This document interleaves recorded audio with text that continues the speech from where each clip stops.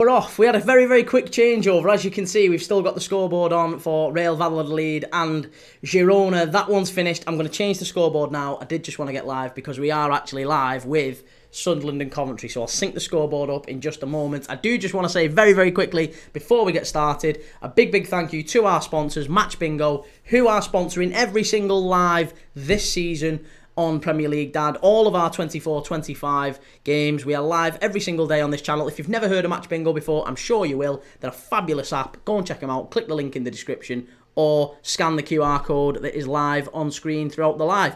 If you set up an account and you deposit £5, you'll get £10 free to try it out. And if you love a bet on the footy like I do, definitely go and check it out. You can get your bingo card for this game. It's absolutely brilliant. Go and check it out. So, with that, let's get set and get live for this one, because I'm really looking forward to this game.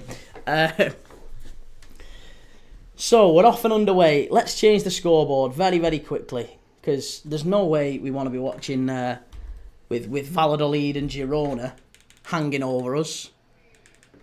Sunderland and Coventry, here we go. 2-1 Sunderland. Can Coventry turn it round? What do you think? Let me know. I'm just changing the scoreboard. If you're watching us on anywhere else, if you're watching us on TikTok or wherever you might be, then make sure you get over to YouTube, because we've got a nice scoreboard set up and a nice when there's goals going in, we've got nice little goal animations and things like that happen. So yeah. Oh, I'm ballsing it up already here.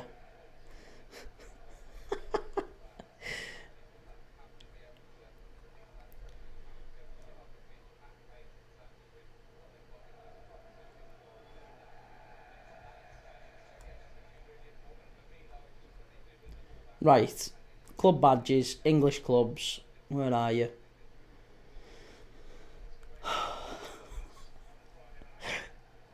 Oh, there you go, there's Cov, and that's Sunderland.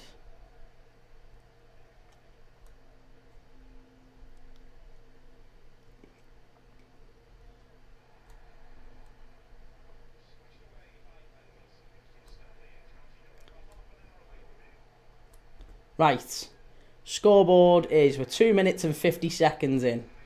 Right, there you go. That's all synced up now. We're all synced up, and we're underway. Forgive me, Christ, that was a quick turnover. We finished the Girona and Valladolid game. We finished it literally 2 minutes, like 120 seconds before the start of this one was about to kick off. So I had to literally end the live and sort everything out really, really quickly and get us live for this one. So we're off. We're underway. Sunderland driving forward here. I'll go through the lineups in just a second. If you've not already seen the lineups, we'll talk through them now.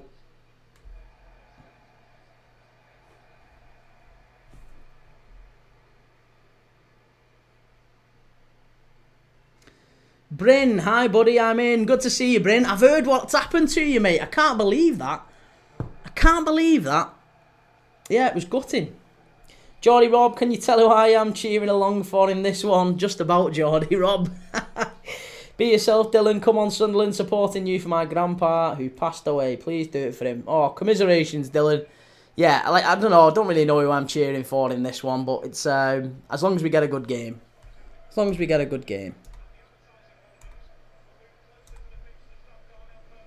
Right. The clock is now actually synced up. It wasn't synced up, but it is now.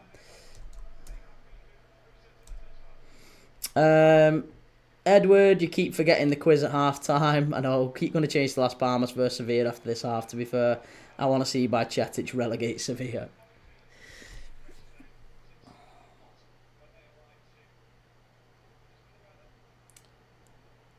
Geordie Rob, come on you Sky Blues. Hazen Zonda Patas, I am Messi.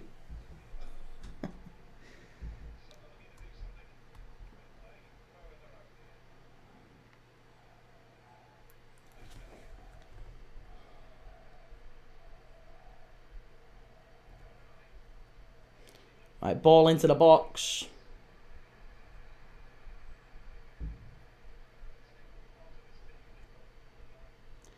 Don't know why that keeps happening, you know.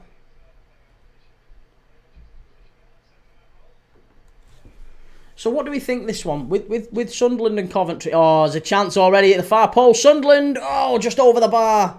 Just over the bar.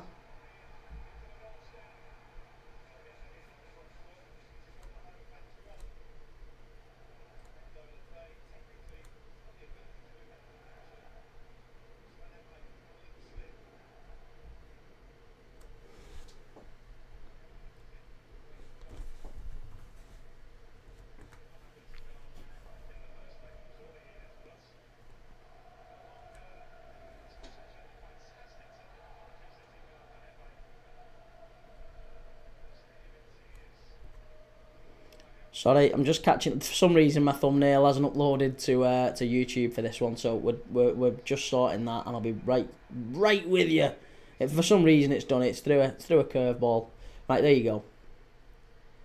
The thumbnail is back on as it should have been. Don't know why it's done that.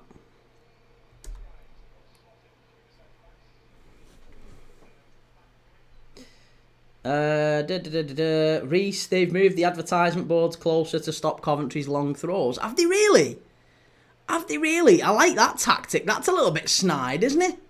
That's a little bit snide. I love that. Reese, Sunderland will win this. Mini Pasty, who do you think will win the Europa and why? I think Spurs will win the Europa. Yeah, I think Spurs will win the Europa, and the reason I think Spurs will win the Europa is because they have beaten Manchester United 3 times this season already. They've beaten United and knocked them out of a cup already this season, as well as doing them home and away in the league. Manchester United haven't beat Tottenham Hotspur in 3 years. 2022 was the last time United beat them. So they haven't got a great record against Spurs. And also, Spurs have got one of the best attacks in the Premier League. Like, statistically, whether you look at however you want to look at it, however you dress it up, they've scored like 1 or 2, maybe 2 or 3 goals less than Arsenal all season. So, yeah, they're a very, very good side going forward. Manchester United aren't in particularly great form. They might not have Lenny Yoro. So, yeah, I think, and to be honest, I don't think Lenny Yoro's a massive miss either, but either way, for Man United, I just think Spurs are the better side. Of the two of them, I think Spurs are the better side. So that's why I think Spurs will win it on the night. I also think it matters more to Spurs. And they've got maybe a better bond, I guess, with Ange Postecoglou. It feels like the players are responding to him. Sam, hello, good to see you.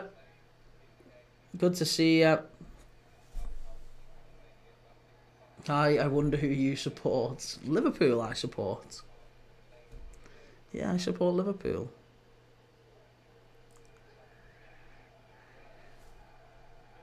Jim, hi mate, good to see you. Cheers for following. Reese, to be fair, I'd put Rasmus up there with our 9 quality strikers. Oh, definitely not. Thought so. Celta Vigo 1-0 up. Yeah, Celta Vigo beating Sociedad 4-0 after the 4-0 drubbing they got against Atletico. It's not been a particularly good week for Sociedad fans, has it? Not at all. What's your Alan? Frimpong likely. Seen bits on Kirkes. Hyson likely to go Madrid. Can't really take too much... or you can't really put too much stock in the transfer rumours just yet, because it's still all to be decided. Like, I'm sure Hyson will want to know who Real Madrid are going to sign, who their manager is, what his plans are for him. There's a lot still to be decided, I think. And plus, nobody's going to commit to signing for Manchester United or Spurs just yet until they know whether they're playing in the Champions League or the Europa League. So, I don't think United's plans are basically shelved until after this week. And then they can, or until after next week rather, and then maybe they can start to make some reasonable transfer plans. Because before the Europa League final, there'll be players talking to them and going, well, yeah, if you win the Europa League, yeah, of course we'll be interested, but if you're not, then, there's other clubs we'll be prioritising. Which is fair enough, isn't it? Because who wants to be playing for a team that's finished 17th in the league? I'm a United fan, but genuinely do agree with you. Maybe we have a lot of United fans on this channel. It's not just about Liverpool and United and whatever. We have a lot of different fans on this channel talking about United, about Liverpool, about City, whatever. So you get a good mix of opinions. I'll say that.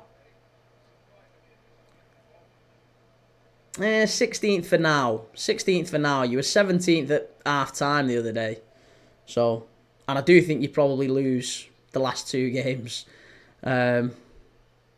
Chelsea and Villa, I'm pretty sure you get beat against, given that both of them have got things to play for. Whereas Spurs have got Villa. Here's Isidore. That's a foul. I'm going to be a free kick. It might even be a yellow card. Does he give a dive? A dive from Isidore. Whoa, whoa, they didn't like that. It's a dive from Isidore, and he knows he's not even complained. It's a complete dive from Isidore. I don't like that. We don't like to see that. Yeah, that's a dive. That is a dive.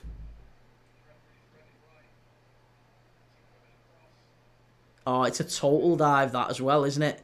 It's a total dive. That's really bad. Reese, Arsenal should just sign Jay Stansfield. Arab Joe, which club do you support? I'm a Liverpool fan, Joe. Liverpool fan. Here's Mayenda. Big fan of Mayenda. Very good player. He's got down the right-hand side here. Gets into the box. Pulls it back. Coventry get it clear. Well done. Hi, it's weird. It's weird to lose. Oh, it's weird because we beat a good team, but lose to Bournemouth. It's crazy. Well, you didn't lose to Bournemouth, did you? You finished... It was finished 1-1, that one. Hoyland with a last-minute equaliser. But you did lose to Wolves and to Brentford and then to West Ham this weekend. So, yeah, there's a lot of teams that are really struggling to translate, or a lot of teams that have struggled this season to translate European form to the league or league form to Europe. It happens a lot. But I'm not convinced that Man United are a better team than Spurs. So I think the better team will win. Spurs have got better players. I think if Spurs have got... A fully fit Spurs 11 is better than a fully fit Man United 11, put it that way. Arab Joe, as a BBB fan, I hope work to join City instead of Bayern. I think he is going to join Bayern, isn't he? It looks that way anyway. I know City are interested. Do you know what though? I will say that, and does this ring true with anyone else? If City do sign Florian Wirtz, what does that mean for Phil Foden? Because again, it feels like Pep Guardiola's lost a little bit of faith in Phil Foden this year. Phil Foden's not been the player that he was, but he's not getting as much game time. He's starting from the bench a lot, and I just wonder if they go out and sign Florian Wirtz, that's a big, knock to Phil Foden. You would think that if they're selling, Kevin De Bruyne or Kevin De Bruyne is leaving, that would be the time for Phil Foden to that's his time to shine. He's not being foisted out to the left or to the right anymore. He's going to play in the centre, where he's always wanted to play. That's where he's always said, isn't it? I play in the 10, behind the striker. That's my position, where he wants to be. Tip of the midfield diamond. And now it looks like they're going to bring in Wirtz to play that position. Lose to a team like Bournemouth. Right, sorry. Yeah, well, you did lose to a team like Bournemouth, didn't you, at Old Trafford? Yeah, I think I know what you're saying anyway. Reese, wasn't Andy Madley a Premier League ref? Yeah, he was. Arab Joe, his family travelled to Manchester today to meet with City. Allegedly so, yeah. Reese was watching a podcast of an analyst from Liverpool and he said Klopp wanted Brandt instead of Salah. That is the rumour. Yeah, that is the rumour that's been doing the rounds for many years. I'm not sure it was as cut and dry as Klopp wanted Brandt over Salah. Liverpool has always had a transfer committee. And there were players that Klopp identified and wanted, and obviously Julian Brandt was one of those. Mario Götze was another one. I don't think it was... It's probably a nice and convenient story. That it's clickbait, isn't it? It's a nice and convenient story to turn that into, well, yeah, Klopp was adamant he wanted Julian Brandt, and definitely wanted him over Mo Salah. Julian Brandt, for the most part, plays or can play, starts on the left as well, so that's not even necessarily Mo Salah's position. So, and Brandt has played in the 10 as well. I don't think it necessarily would ever have been a case of either or. But yeah, I'm sure Klopp did like Julian Brandt and he did like Mario Götze, and at different points they could have come to Liverpool. Even after Mo Salah, by the way, even after we signed Mo Salah. But Liverpool's always been a democracy in that sense, I guess. We've never had a manager with total control over who we sign for some time. Maybe since Rafa Benitez.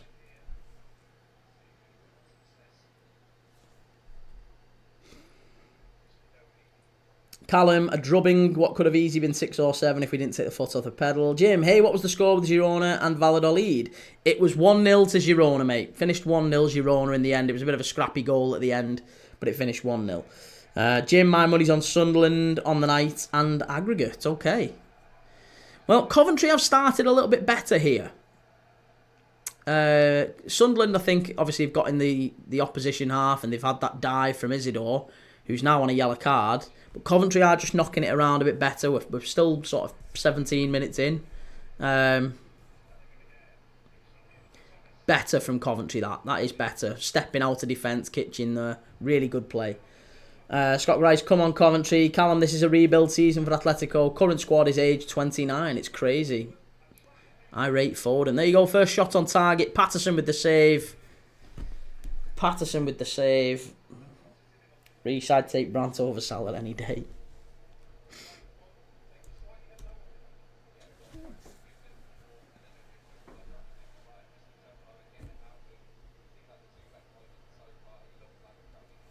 Callum, why did the fella dive? He was in on goal. I think he... Maybe, I think he was a little bit unsure that he could reach the ball because it was a bit of a heavy touch. So I think he thought that he was always going to get either wiped out or it was going to run through to the keeper. So he just thought, I'll dive and take a free kick. Blurry, do you think Chelsea has a chance to go to Champions League games with the loss to Newcastle? Yes, of course, yeah. I think Newcastle lose this weekend against Arsenal, Blurry. I think Chelsea beat Manchester United and then that loss is equalled out, isn't it? I think both of them will be on 66 points going into the final game of the season. So... That's my opinion. And I also think Villa beat Spurs. So I do think it'll go down to the wire with those three teams. Chelsea will have to go and get something at Forest. Newcastle will have to go get something against Everton at St James's Park. And Aston Villa will have to beat Manchester United at Old Trafford. John Marsden, play up Sky Blues. Well, it's a corner to Coventry now. Have you noticed, by the way, on Sky Sports, they've actually got the score wrong? Do you know that? For some reason, they've got 2-1 Coventry on the scoreboard on Sky Sports. Has anyone else noticed this? It says Sunderland 1, Coventry 2, and it says 3-3 on aggregate. Can someone else see that? I'm looking at it and thinking, I've not missed 3 goals. Oh, there you go. They've just changed it back to 0-0. But it said 2-1 then, didn't it? It wasn't just me. That did say 2-1. I wonder if that's... Maybe if that's foreshadowing. Imagine if this game ends 2-1 now. Everyone will be shouting, corruption! Corruption! It was planned. It was all planned. 2-1 Coventry. That's what Sky Sports thinks. Weymouth, I'll be surprised if there aren't a couple of goals in this match. I do think Coventry have got at least a goal in. And Rodoni, I really like Rodoni.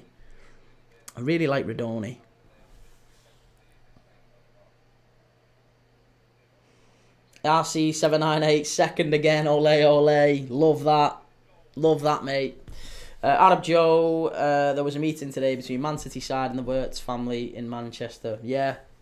Well, maybe that's certainly the rumour done the rounds, hasn't it? But whether or not it's true, we don't know.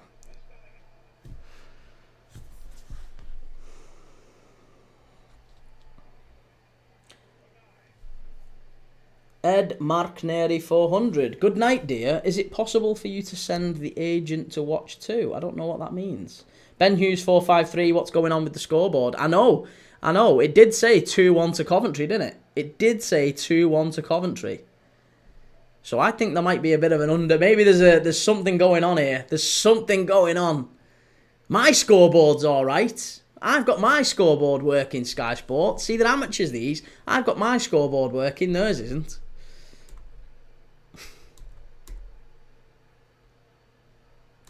Theirs says 2-1 to Coventry. Or did say 2-1 to Coventry.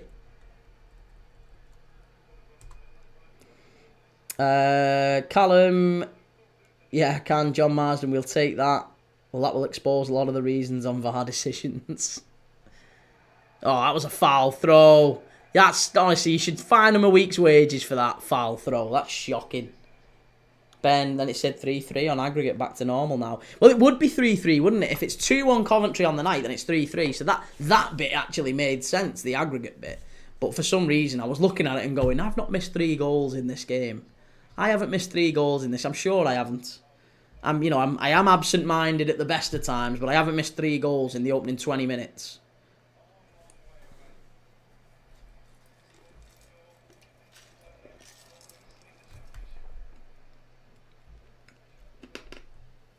Excuse me.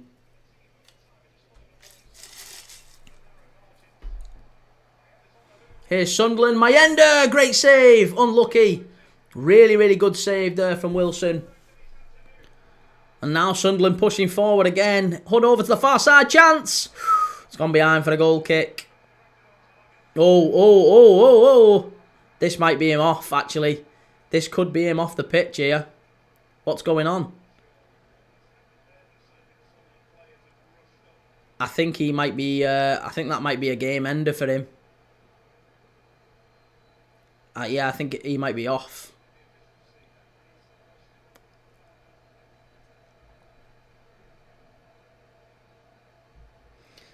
Jim, Kieran, I was looking at holiday destinations and apparently you can't beat Paris and Newcastle this time of year.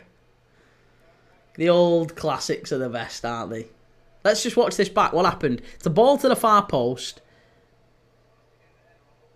Oh!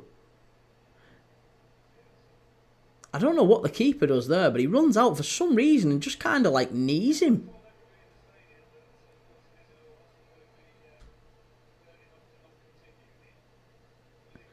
Oh, that is a bit sly, isn't it? I just wonder what's going on there, the keeper. That's wonderful play, though, by Mayenda. Again, such a good player. Really, really good play there. Honestly, I'm so impressed with him. So impressed with him. Very, very talented player. Ben thought the sun had gone to my head. No Scolari and Canate contract talks looking a bit shaky, eh? Again, that's the rumour doing the rounds. We don't know yet. We don't know. I mean, to be honest, mate, it was only a couple of... Oh, this is getting a bit tasty, this. This is going to be Card City, this. This referee's going to have a few cards out tonight.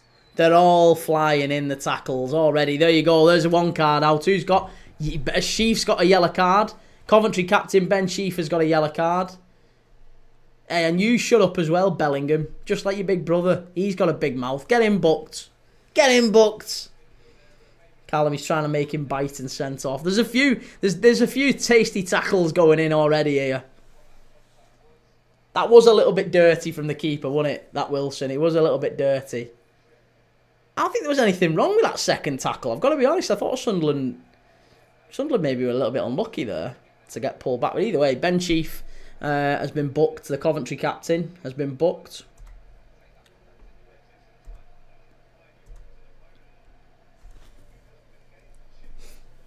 There's Frankie Lampard.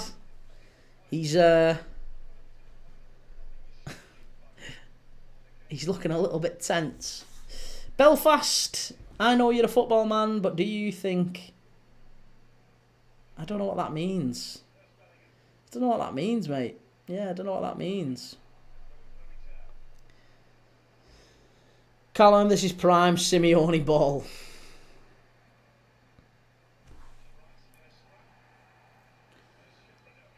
NBA. New York Knicks. I don't know enough about NBA, Chief. Sorry. No, I don't know enough about the NBA. In fact, I don't know anything about the NBA. Yeah, if you ask me to name I could name you some teams because I played a fair bit of NBA like games over the years. But no, I've never. I wouldn't know. I'm sorry. It would be an absolute rare, like total guess. So I don't know. Reece Ben Chief ex Arsenal. Is he really? Ah, well, there you go. Weymouth love a bit of drama. Shame the Bellingham brothers, more like the Blinder brothers.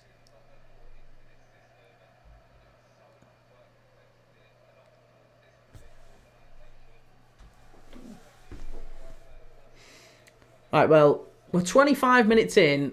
It's still going to be a tense game, this one, because there's still only one goal separating these two. You've got to just think whether or not Sunderland are gonna throw enough caution behind trying to get forward. I guess that's the thing. That's the really interesting bit for me is how much risk are Sunderland prepared to take. They've got the lead. They can't afford to sit back and invite pressure. Is that Amad Diallo? Yeah, Amad Diallo, ex-Sunderland, has come up to the northeast to watch a proper team. A proper team, Sunderland. I think Coventry and Sunderland had beat United, to be honest.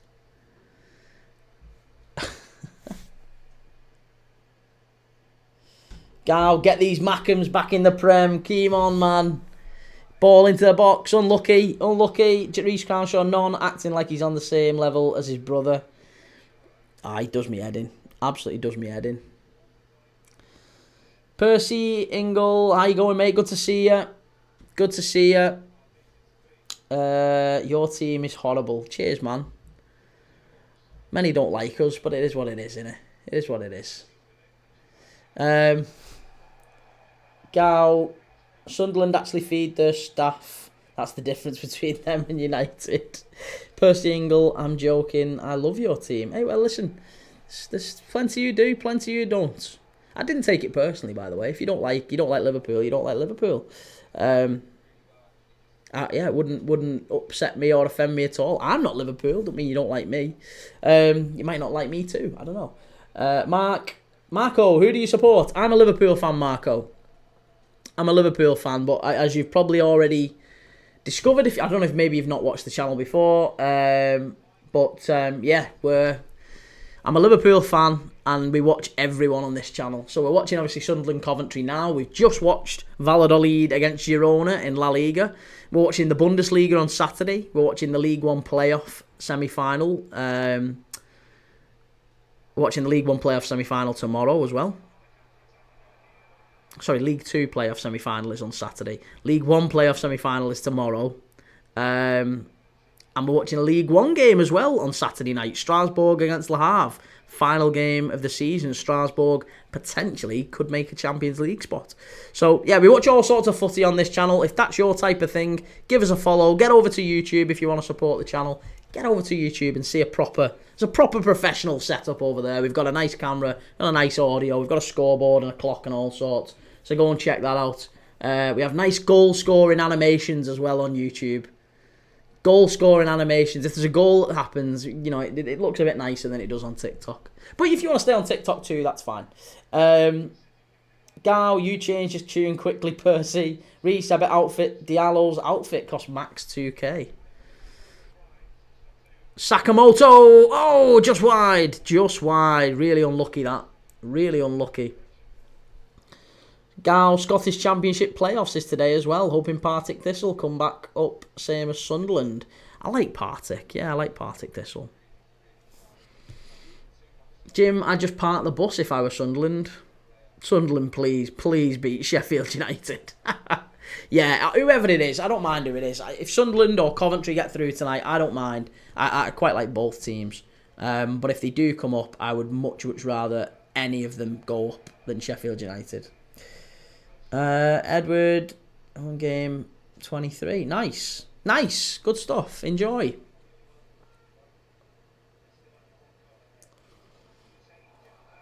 Gow, next season at Sunderland till I die, it's going to hit like crap.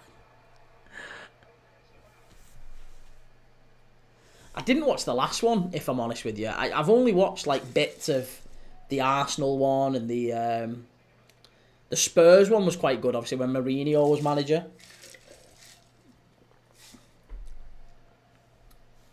I watched little bits of that, but I haven't really watched any of the others.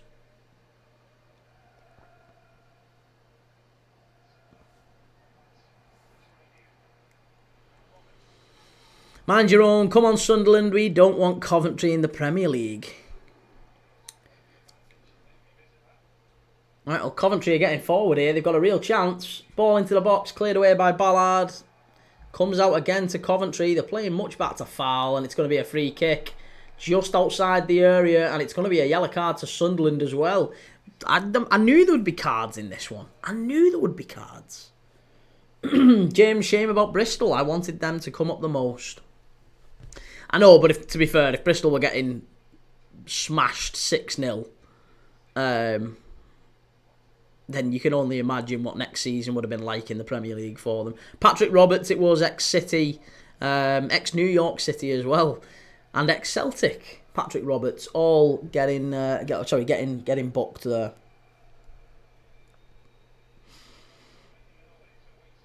Right, Coventry are getting plenty forward here now.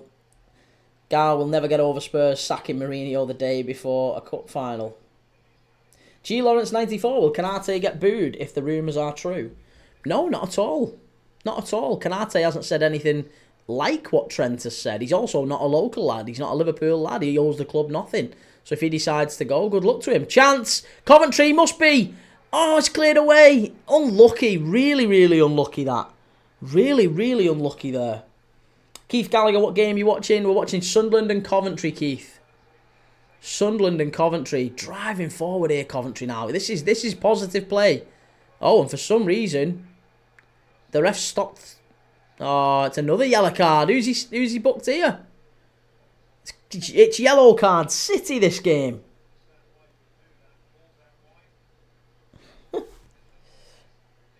Yeah, no. Canate won't get booed at all. He's done nothing wrong. He's done nothing wrong, but I think he will leave the club. I think he will leave. I'd be surprised if he doesn't sign a contract this summer. Then yeah, the club will sell him, and that's fine, isn't it? Actually, because he's done the opposite of what Trent has done.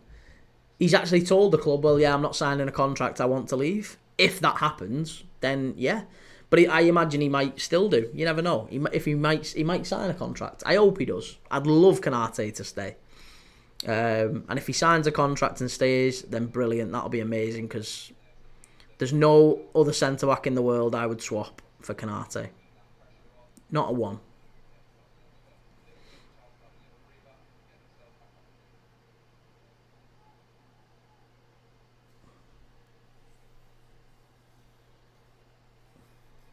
But yeah, with 1 year left on his contract, you've got to sell him, haven't you? With 1 year left, I'd rather get the 60 million or whatever it'd be for him. Assuming that's what we get if Real Madrid come in for him. Which is the rumours doing the rounds, that he's not going to sign a contract and Madrid are going to come in for him. So 60 million quid, fine, we'll take that. We'll go and get someone else. Maybe a Gay, maybe a Hyson, maybe a... I don't know. Plenty of other centre-backs you could go and get for that sort of money, couldn't you? Callum by Chetic watching now. Relegation battle, Sevilla v Las Palmas. Yeah. John Marsden, Coventry going up. Coventry did quite well there. They had a little spell where it looked, for a moment, like they were applying real pressure and had a real chance. They've got to watch out for these yellow cards adding up, though. These yellow cards are all just starting to add up. And we might get a red card in this game. I really think so. Jim, Canate is not world class, in my opinion. You don't believe that, Jim. Please don't tell me you believe that. Please don't tell me you believe that. You can't name 5 better centre-backs than Canate. You can't. He's definitely world class. Oh, that's wonderful play by Mayenda. Really good defending there by Kitchen as well to get it clear. Good play by Coventry. Waynorth, which manager do you think will get a yellow first, since everyone is getting one tonight? Definitely not Lampard. Definitely not Lampard. Lampard looks... If anything, I think it'll be one of the bench staff. one of the squads, the physios, or maybe a sub or something like that. But Lampard looks remarkably tense and cool tonight. Oh, chance, far post, Coventry, must be, over the bar. Coventry very nearly going level on aggregate there, unlucky. Really, really unlucky. Zach Clip's world class means he would get in every team in the world. Well, that's a very narrow definition, isn't it, Zach? You think world class means would get in every team in the world? I don't think that's what it means. I mean, Konate probably would get in every team in the world, wouldn't he? I'm not sure. I'm not sure there's a team that he definitely wouldn't get in. And if there are, you're talking very, very few. Very, very few. Maybe only Arsenal that he wouldn't get in. So, by that definition, I'm not sure that I would name Murillo.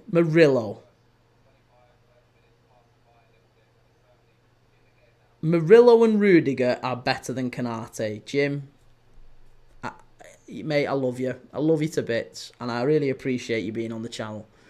But my goodness me.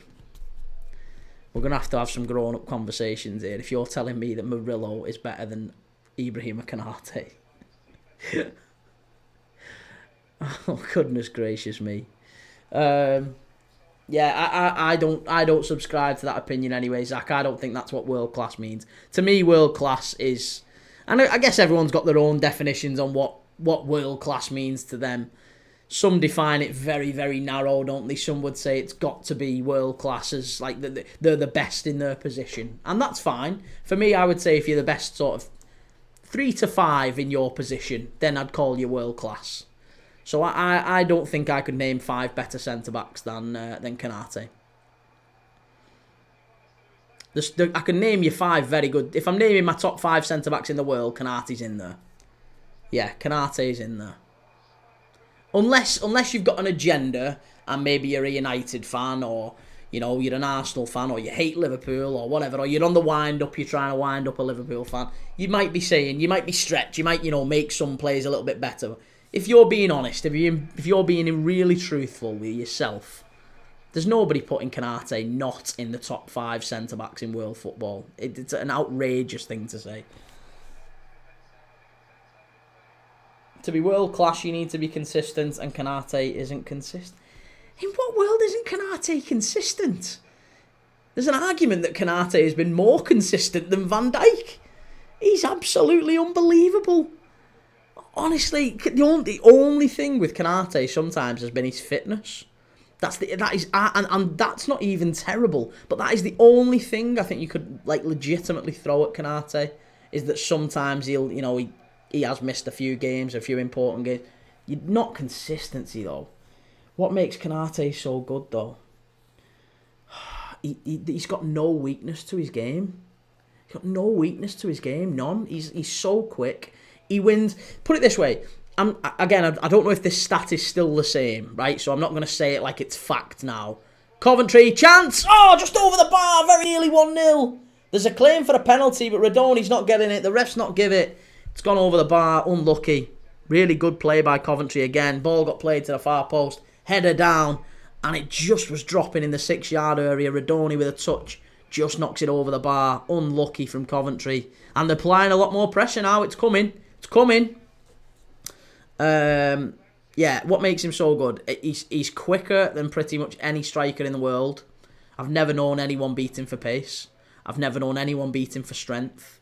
I've never known anyone beat him in the air. There was a statistic that came out earlier in the season. It was maybe 2-3 months back. So it might not still be the same. But it was about 2-3 months back. It said Konate has won more aerial duels than any other centre-back in Europe thus far this season.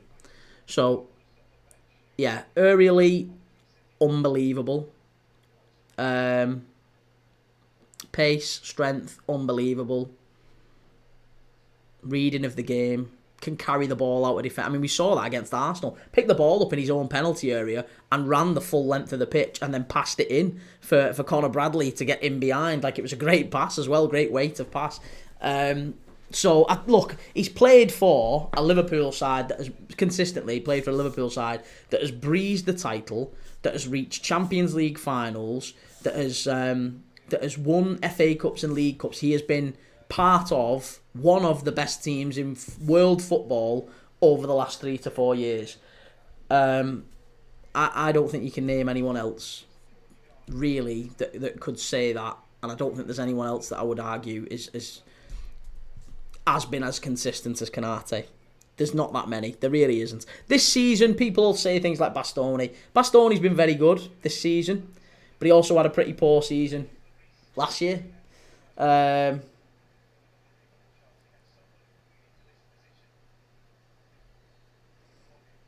SLTD, world class is Spanish and Italian leagues. English leagues are running merchants. No history. Okay. Limbo Slice Konate, top 5 is a wild pick. That is horrific. Zach Clips, did you just say that Konate is quicker than all forwards? Name me a forward that's quicker than him. I didn't say that he's quicker than all forwards. What I actually said is, I've never seen a forward beat him for pace.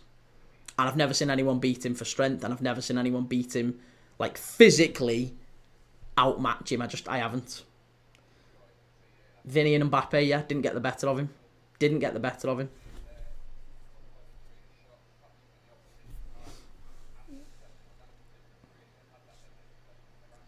Diallo. What a surprise. He's naming Diallo in the same conversation as Vinny and Mbappe. Chance for Sunderland, cleared way. Well done. Really well done, that. Jim Van der Ven is quicker and he's a centre-back too.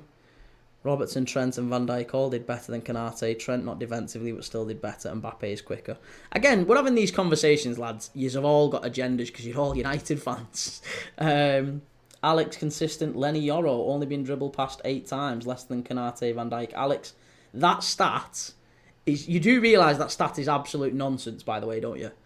Lenny Yoro's been dribbled past 8 times, less than Konate and Van Dijk, yeah? He's also played about a third of the minutes that those two have. That would explain why he's been dribbled past a lot less. So it's not the flex that you think it is, Sunshine.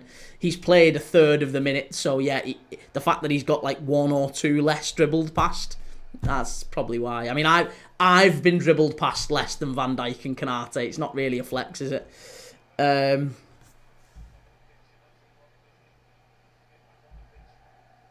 Shavar Dale, not fair if you're the only one to watch the match. Can you turn the camera so we can see the match? No, I can't. I'm not allowed to. The channel will get banned very, very quickly. So no, I absolutely can't. Jim, Aubameyang, an average forward, is faster. What are you basing that on, Jim? What are you basing Aubameyang being faster on?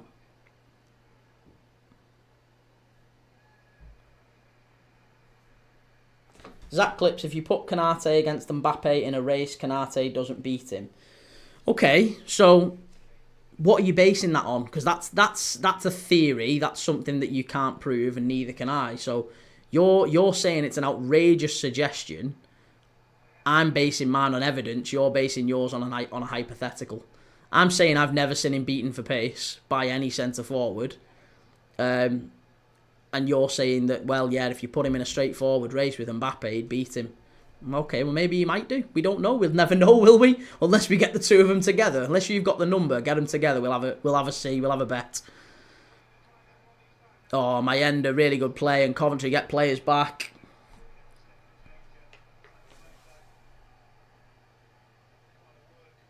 Shavardale. Wait, who would ban it though, bro? TikTok, mate. As soon as you show the telly, it switches. Yeah, it'll get flagged. So get flagged and the channel will be banned. I'd love it. I'm not being unreasonable. I'd love to show it. Viewers would go up, subscriptions would go up, but no, I can't just do it. Zach Clips, I'm going to unfollow you, bro, because you're saying that Konate, the slow centre-back, is going to beat Mbappe. Oh, unlucky, Zach. Sorry to hear that, mate. I'm really gutted by that. Section 71, score prediction. I think it's going to be... Coventry 1-0, and I think we're going to go to extra time. Yeah. Coventry 1-0, and we go to extra time. Shavardale. So it's an exclusive match, by the way. I don't know what you mean it's an exclusive match. What does that mean? SAFC for life. How are the lads? I think it's going to go the distance, this, anyway. It's 0-0. It's going to be a very tight game. We're nearly coming into half-time here now. Zach Clips, I named 5 better defenders before, and you didn't reply. Yeah, well, all right. So what? You're not entitled to a reply. You talked out your ass. So you disagree. You said you wanted unfollow me. Unfollow me. Unfollow me. It's not going to keep me awake at night, mate. I'll see you later. I'll tell you what. We'll just ban you, mate. You can just go because you're just being a bit of a pleb, aren't you? If you're going to be a pleb, like I say, no one's all that bothered. SE Coventry don't look like they're going to score. Shavardale, so only a few people get the match. No, not only a few people. There's millions watching it. There's millions watching it. There's 45,000 people in the stadium. Millions watching around the world. So yeah, millions watch it. So it's not just exclusive. You can watch it if you want. If you've got Sky Sports main event or wherever you are in the world, Shavardale, you can watch it. I'm sure there's a TV show in it. How though, bro? You need to watch Sky Sports main event. That's what it's on. That's the channel that it's on here in the UK. What country are you on? What country are you in? I'll try to find a channel that's showing it, mate. Jim, somebody's unfollowing because of that. I mean, I disagree, but that's just a bit childish. Yeah, whatever. I mean, look, it's not going to keep me up at night. I'm not that bothered if someone wants to unfollow, they can unfollow it. That's the beauty of life, innit? That's the beauty of free will. If you don't like it, you can move on. It's fine, no problem. I'm not going to lose any sleep. Way North 2-1 Coventry. You think so? I don't think now we're getting to half time. We've got a minute left before half time. It's a free kick to Coventry. Claudio, Forza Napoli, Shavardale, Jamaica, mate. My knowledge of Jamaican TV channels is very, very limited. I've got to be honest.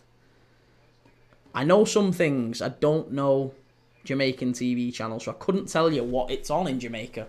So I'm sorry, mate. I'm really sorry, but I couldn't actually show you a channel that's showing it in Jamaica.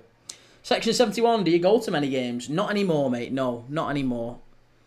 For a multitude of reasons, but now I've got a young family. I've been to thousands of games, been to Liverpool games all over the world. But yeah, I've got a young family, got a little girl, hence the name of the channel. So it's far too expensive. There's no way I'm paying thousands of pounds to take is going in watching a football game when I can spend it on my little girl. So no, now I watch the games with you guys. That's what this whole channel's about. I used to go and watch it when I was younger, and I'd go and do the whole away thing, but now not so much. Now I'm a family man, and there's no way I can justify travelling around the world watching Liverpool. Jaden, 19 days in a row. No, 20. Nice, Jaden. Section 71. Fair enough, mate. It is ridiculous, the prices of Prem clubs, man. I'm lucky to have £5 tickets. I've been to watch like non-league and stuff, and occasional sort of League 1, League 2 games. Been to Gresty Road a couple of times. Been to Moss Lane at Altrincham a couple of times. But for the most part, I stick to... I've been to Tranmere once or twice as well. But I've never really bothered since a couple of years ago. I've not really bothered going to games regularly anymore since my little girl. So it just doesn't really make much of a difference to me. Life changes and all that. Stuart E. Celts, I'm watching the game for Scotland. I think Coventry will win. Nice. Well, let's see. Coventry, half-time, I think they've been the better team. Absolutely. Yeah, they've been the better team, definitely. They started, as you say though, Callum, they started coming into the game towards the end of it, didn't they? Shavardale, so if Sunderland win, they get promoted to the Premier League, right? No. If Sunderland win, or even if Sunderland draw, then they get to the playoff final, which is at Wembley, and they will play Sheffield United. And then the winner of that will go to the Premier League. Jaden, I think match week 37 in the Prem will be the decider of the Champions League. I totally agree, Jaden. No, I disagree. I think match week 38 will be, because I think we're going to see all the teams. I think Newcastle are going to lose. Newcastle are going to lose against Arsenal. I think Chelsea beat Man United, and I think Villa beat Spurs, and then those three will be on 66 points going into the final game of the season. SFC for life. Who would you like to see in the Prem? Who would I like to see in the Prem? I haven't really got a strong feeling either way. I like Coventry. I do like Coventry. I like Sunderland. I don't really have a strong feeling either way, mate. I'll be dead honest with you. I'm a Liverpool fan. I just don't want to see Sheffield United in the Prem. So I guess what I'll say is whoever wins tonight, they have got my full support in that final against Sheffield United. So I am quite happy with whoever it is. Callum, it opened up in the last 15 minutes. I think second half's going to be heated. Way North, I think Coventry will score one from a free kick and one on the counter. Okay. Edward Key Mbappe was asked who was the fastest player in the French team, and he said by far Kanate a year or so back. There you go. Well, look, if Mbappe is saying that Kanate is the fastest player in the French team, then maybe so. Maybe he is. We'll never know, will we? Callum, have Spurs still got your support for the Europa League final? Yes, absolutely. Michael Wilkins 731. Sunderland are utter garbage. Michael's not happy. He's not a happy bunny.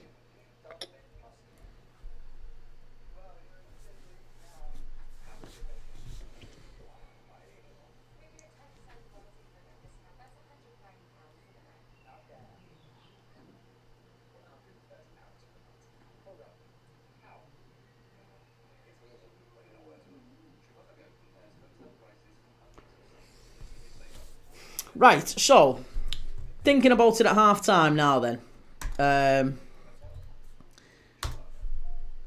Darwin Núñez, what's going on, sorry? Darwin Núñez 5-game ban upheld. Liverpool striker suspended after brawl. Oh, I've just seen the news there on Núñez's international suspension. I thought it was going to apply to Liverpool then. So, bearing in mind, we've not really had too much from Sunderland, I would say, in terms of clear chances. Do we think in this second half now, we see Sunderland sitting back? Do we see Sunderland sort of taking a back step and allowing Coventry a bit more of the ball, but limiting space, maybe closing off those passing lanes, you know, making it a bit tighter in the final third for them?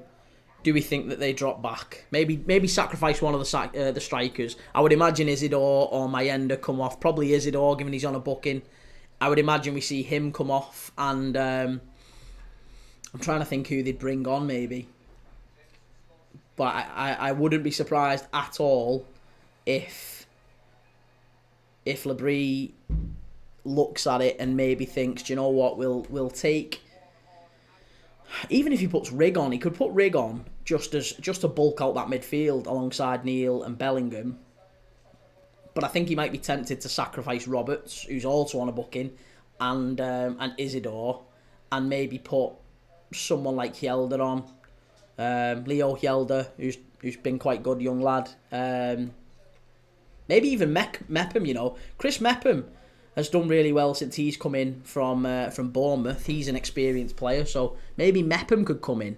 He'd be one to put at the back and just help him deal with those crosses from Coventry, because that is where it's come from, hasn't it? Lots of crosses from deep, lots of crosses, getting in at that far post. Radoni, we know how dangerous he can be on him. So yeah, I do think that they might change a couple of things at half-time here, Sunderland, or I'd be surprised if they didn't.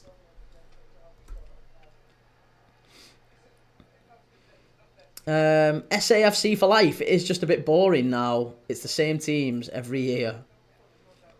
I just think Sheffield United. Why do you hate Sheffield United, Barry Ryan? It's not that I hate them, mate. It really isn't that I hate Sheffield United. I actually quite like the club. But I will say, Michael Bridges there. We were talking about Michael Bridges earlier. He's a pundit in tonight's game. How mad's that? Yeah, sorry. So, why do I hate him? I don't hate Sheffield United. One of my best friends growing up was a Sheffield United fan. So I've no problem at all with Sheffield United, the club. I don't like Chris Wilder, and I don't think that the way that Sheffield United play is particularly suited to the Premier League. I think they've got a bunch of yard dogs up front. Kiefer Moore, Tom Cannon, Tyrese Campbell, Ryan Brewster. None of them are Premier League strikers. And I think they're just an awful team to watch. I don't enjoy watching them. I think Chris Wilder's not a Premier League manager. I don't like his style of play, and I'm almost certain that they would come up and go back down in 20th. So it's not that I hate Sheffield United, it's that I have such little faith in them coming up and being anything other than a total waste of time in the league. They'll get bullied. They'll get absolutely bullied. Callum, 21st of May, my phone's being turned off. Don't be silly. Don't be silly. Get your phone on. You've got to soak it up. Tottenham are in a European final, mate. You should be living it up now. European final. Soak it all up as much as you can, and then when you get that win, when you beat United in that final, it's phone on, chest out. Get on X, get on Facebook, get on Twitter, get wherever you are. Get on Twitch, get on TikTok, get them all, and soak it all up. It's exactly what you want to be doing. You're not in a European final very often, so don't be closing yourself off and worrying about it. SAFC for life. Sheffield United is like a light switch up and down. It's not necessarily even that I think that Coventry would have a chance, by the way, or Sunderland. I think Coventry and Sunderland would probably be favourites to go back down as well if they went up. It's just that Coventry and Sunderland, I think Sunderland, I would argue, are a better team than Sheffield United. There's some players in that Sunderland side that I think are more Premier League ready than Sheffield United have. So, for example, I think Bellingham, I think Ballard, I think Mayenda and Isidore are good enough players to maybe step up. I think Dan Neal's a very good player as well. So, yeah, there's probably more quality in that Sunderland team. Coventry, I think, would almost certainly go back down as well, but they're a novelty, I guess. They're a team we haven't seen in the Prem for 25 years plus. So, yeah, my own personal opinion is that I would rather see Sunderland or Coventry up, and Sheffield United would be a waste of time. I wouldn't have any faith in any of them really staying up, though. Being brutally honest with you.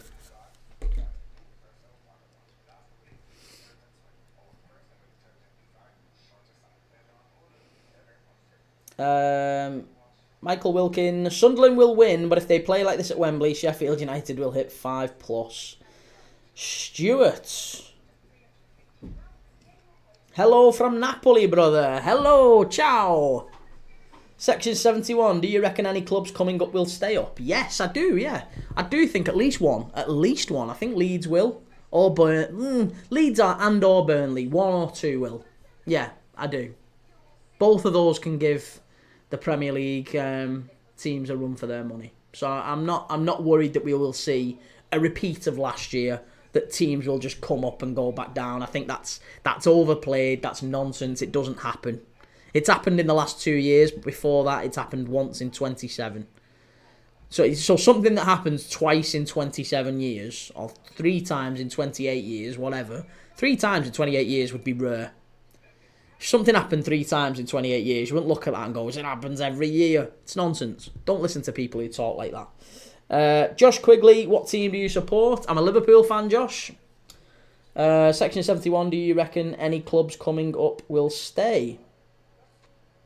Sorry, we've just done that. Josh Quigley, Newcastle will win the league next year if they avoid injuries and get Mbermo. Not even close, Josh.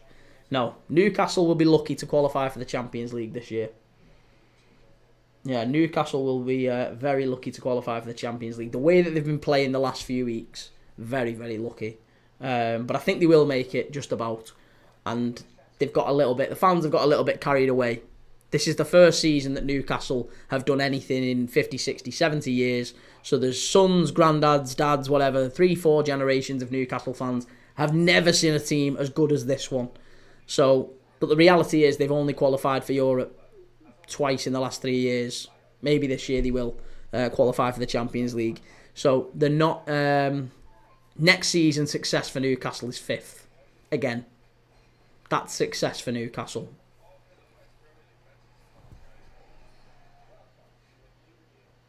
Daniel, thoughts on the first half? Good performance from Coventry. Sunderland, I think the ref is throwing cards out like nobody's business. So I think we will see a red card in this game. I'll call that now. I think there's going to be a red card in this game. Daniel, do you think Leeds and Burnley will finish ahead of United or Tottenham? No, I don't. No, I don't think they'll finish ahead of either of them. I think both of those don't have a season as bad as they've had this year. But I still think United finish maybe mid-table next year. Mid-table at best. Jaden Thompson, my Liverpool squad predictions. Nice, section 71. So who do you reckon goes down? Probably whoever comes up out of these final 3, Sheffield United, Coventry or Sunderland. I would imagine one of them. And then one of maybe Leeds and Burnley could as well. It'll be tight, but I think one of them stay up. And then I think you've got to look at Everton. They've circled the drain for a number of years. It really wouldn't surprise me if we saw... I guess it depends, doesn't it, with how clubs react in this summer. Yeah, it really depends how clubs react this summer. Because there's going to be some big changes. I think Palace will lose Eze. I think they'll lose Gay, and they might lose Wharton. And it's how they react to that. If they don't, then they could find themselves down there themselves. Wolves are going to lose Cunha. Again, their recruitment's usually quite good. They could find themselves down there. West Ham have been down there again this season. They're having big changes this summer. They might lose Kudus. They've got to go out there and do something. Graham Potter, does he last the season? We don't know. It's the reason I'm saying I think there will be at least one or two of those established Premier League teams going down is because there's so much change that I expect this summer, and I don't know how those teams are going to cope with it. So it's very much up in the air. I also think, there's still an outside chance that City get their 1-1-5, their marching orders, and City might join them. So City might end up going down. You never know. Not that I think that is likely, by the way, but it might do. It might happen. We're about to kick off here for the second half. Daniel, will you watch the Coppa Italia? I want to watch the Coppa Italia. Yeah, I really do want to watch it, but I don't think I'm going to. I think we've got... It's tomorrow night, isn't it? And it was a toss-up, really, between... Do we watch Bologna and Milan Coppa Italia final? Or do we watch the second leg of Stockport County and Leyton Orient? And I watched the first leg of Stockport County and Leyton Orient Saturday, sorry. We watched that and I loved it. I thought it was a great game. So I want to watch the second leg of that. So we're doing that one.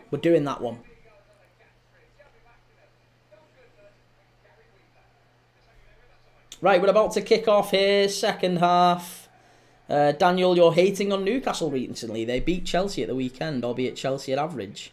Well, there you go then, Daniel. You've answered your own question. Right, we're off. We're off for the second half here now. And I'm not hating on Newcastle. I just don't think that they are as good as perhaps their fans are making out. And that's totally normal, by the way. It's totally normal when a club experiences maybe their best season in a generation. It's totally normal that you see their fans going like, wow, what an unbelievable team we've got. It's so good. We could challenge for the league. Like, it's normal. So I'm not knocking Newcastle. They're a really good side. I think it's a ridiculous shout to say they're going to be in the title race. It's ridiculous. It is ridiculous. There's no foundation for it. There's no evidence. Newcastle are 4 or 5 players away, minimum, from even challenging for the title.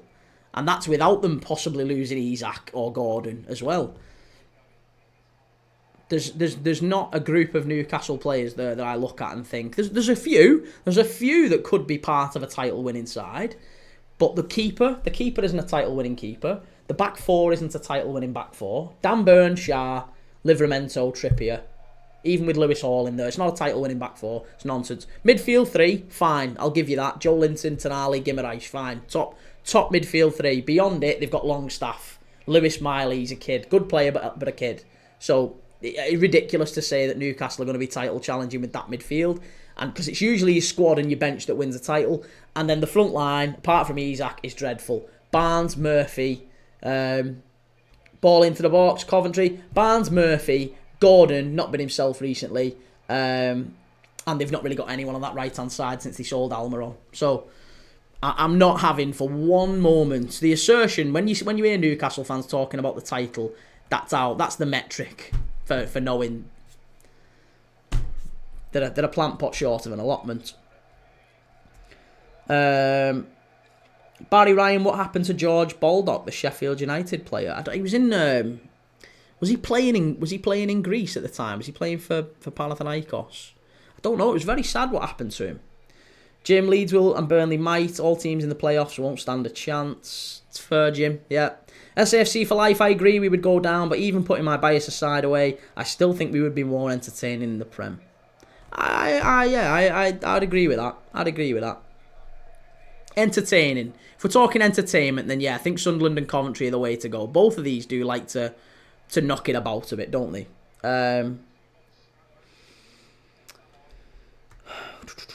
One second. Let's catch up.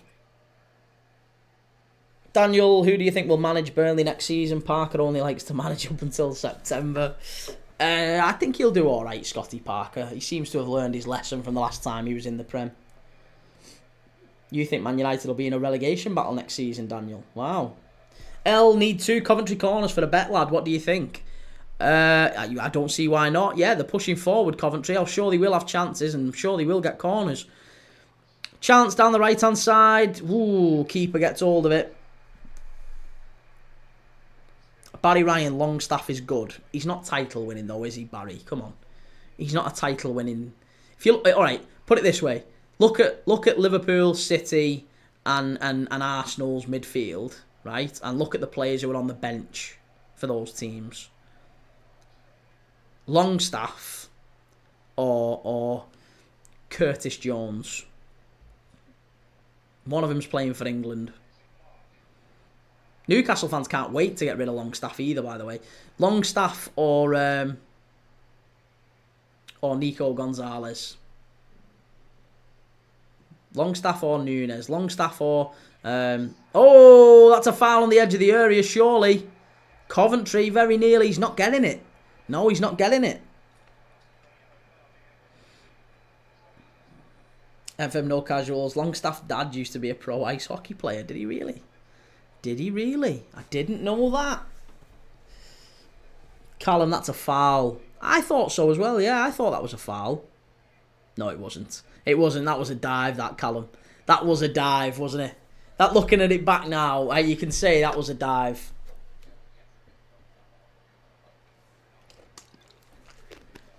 Daniel, how accurate is your YouTube timer? Let's bang on. It's exactly on the second as we're going through it. Or as I'm seeing it on the screen, anyway. Yeah, it's perfectly in sync.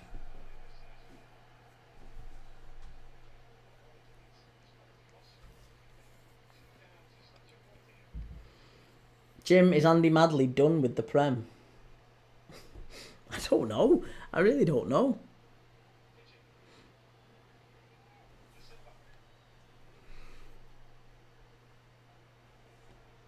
There's got to be a goal in this game, hasn't there? There's got to be a goal in this game. Scott Grice, what pub will show Stockport County in Stockport? I don't know Stockport all that well, sadly, Scott. I don't know it all that well. Been to Stockport train station, I think. That's about the only thing I've been to in Stockport. But I couldn't tell you what pub. I would assume pretty much every pub. I would assume pretty much every pub in Stockport will be showing Stockport County. Yeah. I would be amazed if they weren't. It's live on Sky, so they will do. It's a corner to Coventry now, by the way, L. If you're still in the chat, L, it is a corner to Coventry. So there's the first one. It's a poor ball out to the edge of the area. Shot, unlucky. Really well worked move, that. Really well worked move. And then over the bar from distance from Van Uwijk. FM No Casuals, they've always been a team that climbs high, then falls just as fast, Stockport. Well, we'll be live at Edgeley Park for the second leg. I say live at Edgeley Park like I'm going to be there, but you know what I mean. We'll be live at Edgeley Park for the second leg on Wednesday night tomorrow. We're going to do a La Liga game first, mind. Barry Ryan, do you think Prem clubs will be after Longstaff? Yeah, probably teams in the bottom half, I would say, Barry. So I think Everton. I do think Everton could have a look at him. Yeah, he seems like a David Moyes type of signing. Everton haven't got a lot of money, and if he was available on a free or available on a low cost deal, Newcastle wanted to move him on. Yeah, I think they could probably. Everton might take a look. Daniel Wright hasn't touched the ball in the box yet. To be honest, most of Coventry's chances seem to be coming from crosses in. Whether it be from corners, set pieces, whatever. It seems to be crosses into the box. So they're not getting too many touches in and around the box. Callum, is Joe Bellingham Jude's brother? Yes, he is. Yeah, he is. Finn 4447. Stockport were robbed with that offside decision. Tell me about it. It was so bad. I can't watch it tomorrow going Spain, but would have won that Stockport game. You're going Spain. Very nice. Whereabouts in Spain are you going? I can't even say, like, I'm not super jealous, mate. I am totally jealous. I'd love to be going Spain. I've not had an holiday this year. So I'd love to go to Spain. Miss Spain. Get some jamon ruffles on me. Jamon ruffles and an Aquarius.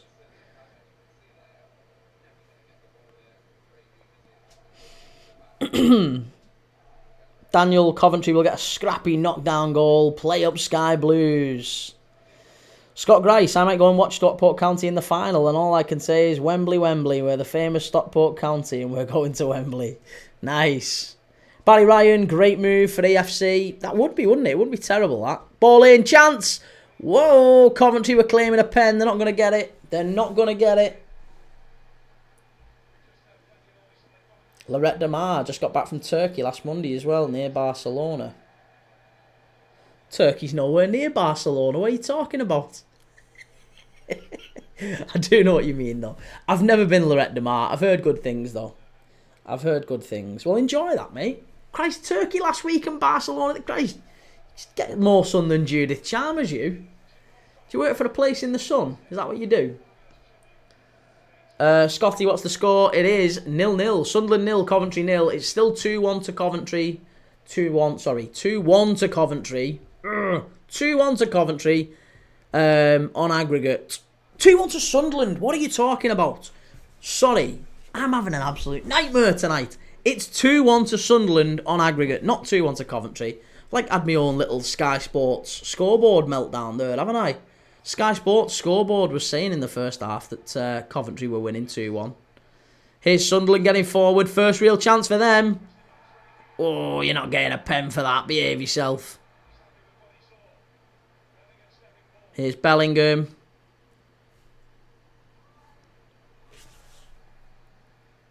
Fiwoo, I'm a football widow. Enjoy the rest of the season. The jobs list is growing. Hey, listen, it is what it is. You've got to put up with it. I'm sure if he signed up for a marriage with him, you knew that this was his guilty pleasure. This is my toxic thing. Football. I put up with enough for my wife's is shopping, so we have to deal with being on first name terms with the postman.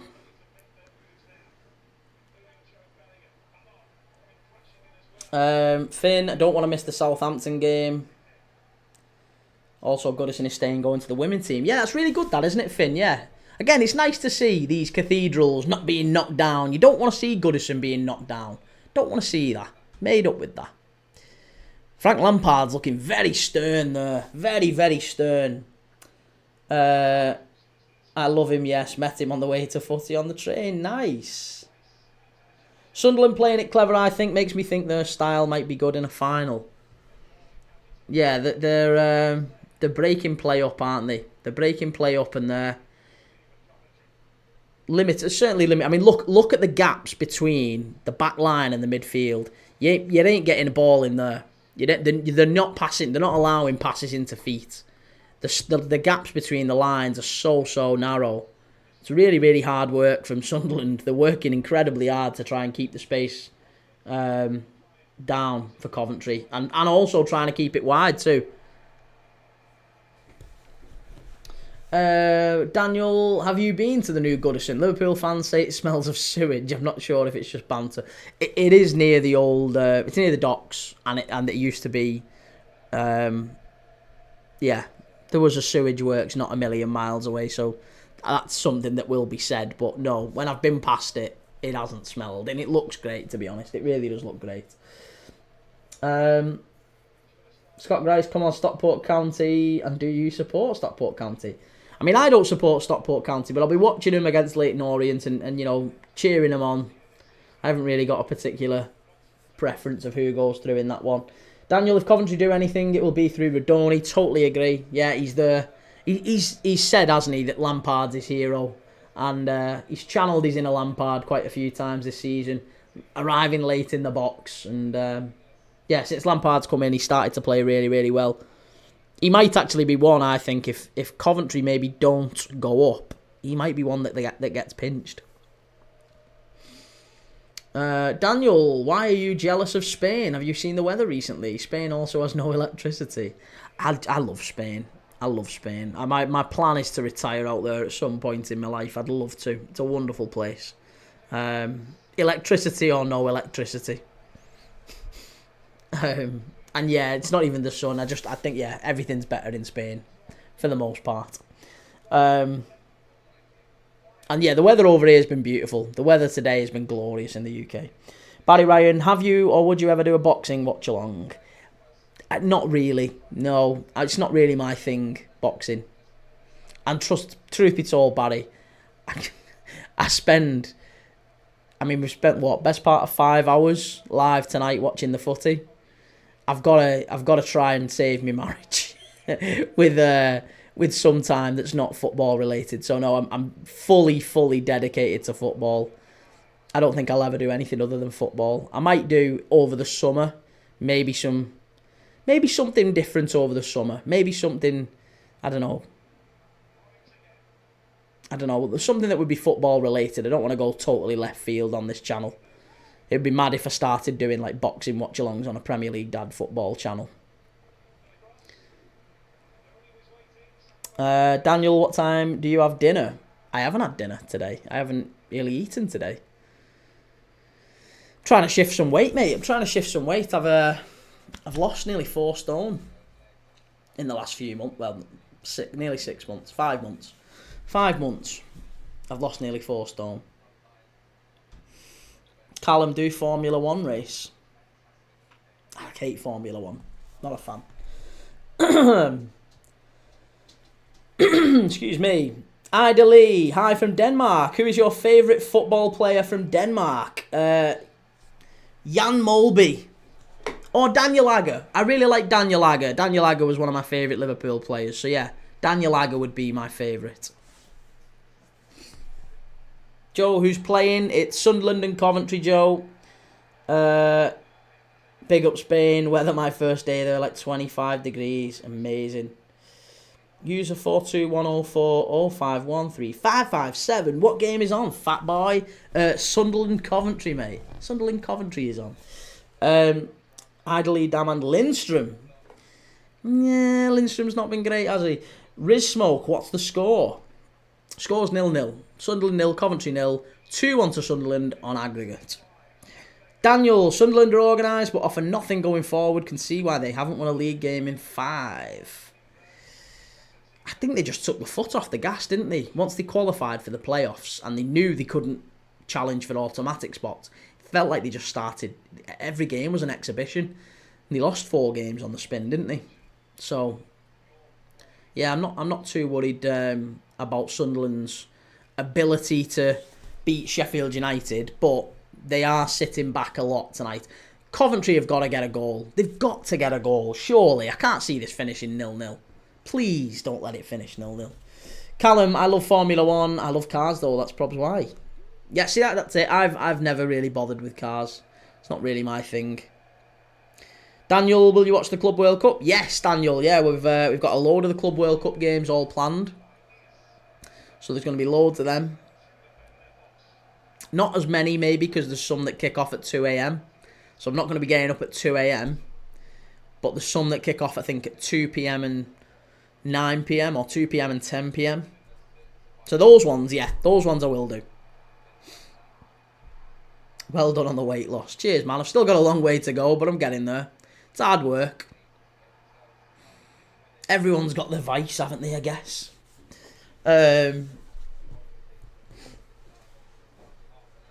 Right, Coventry driving forward here down the left-hand side. And Sunderland doing well to intercept. Sunderland are working very, very hard off the ball here. Off the ball, they're doing incredibly well. Got to give them their due. They're doing really, really well. And it's such a tight and tense game, isn't it?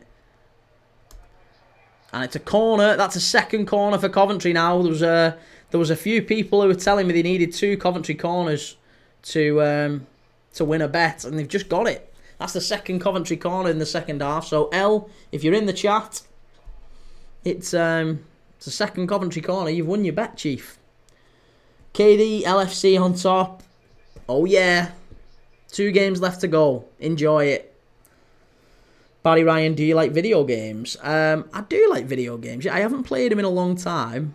I haven't played them probably in 6 months or so. I started this channel in December. I started doing watch-alongs in kind of January or so. And from that moment, I haven't played any FIFA or GTA or anything like that. And that's usually what I would watch. Or rather, that's usually what I would play. Yeah. I would usually play those sort of games. Red Dead as well. Red Dead Redemption, GTA, that sort of stuff. I love the Batman Arkham games as well. Big fan of the Batman Arkham games.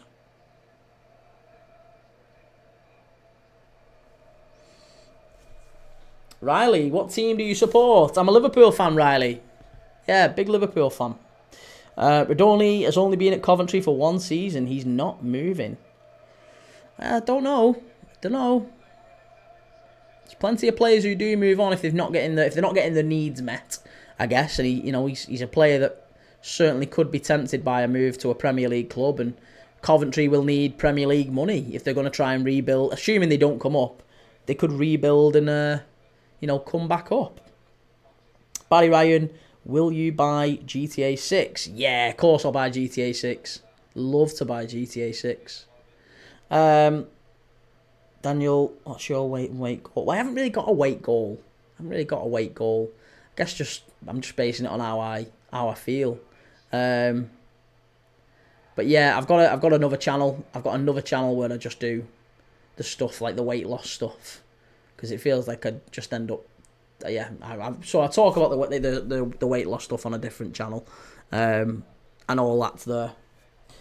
Blake, SBA, are you watching Cov versus Sunderland? Yes, Blake, yeah, I am. Sunderland 0, Coventry 0. It's 2-1 still to Sunderland aggregate. Carlos, do you ever play Footy Manager, mate? Well, they've cancelled Footy Manager this year, haven't they? They was meant to bring it out was it February, and it got cancelled. I used to play it. I used to play it all the time.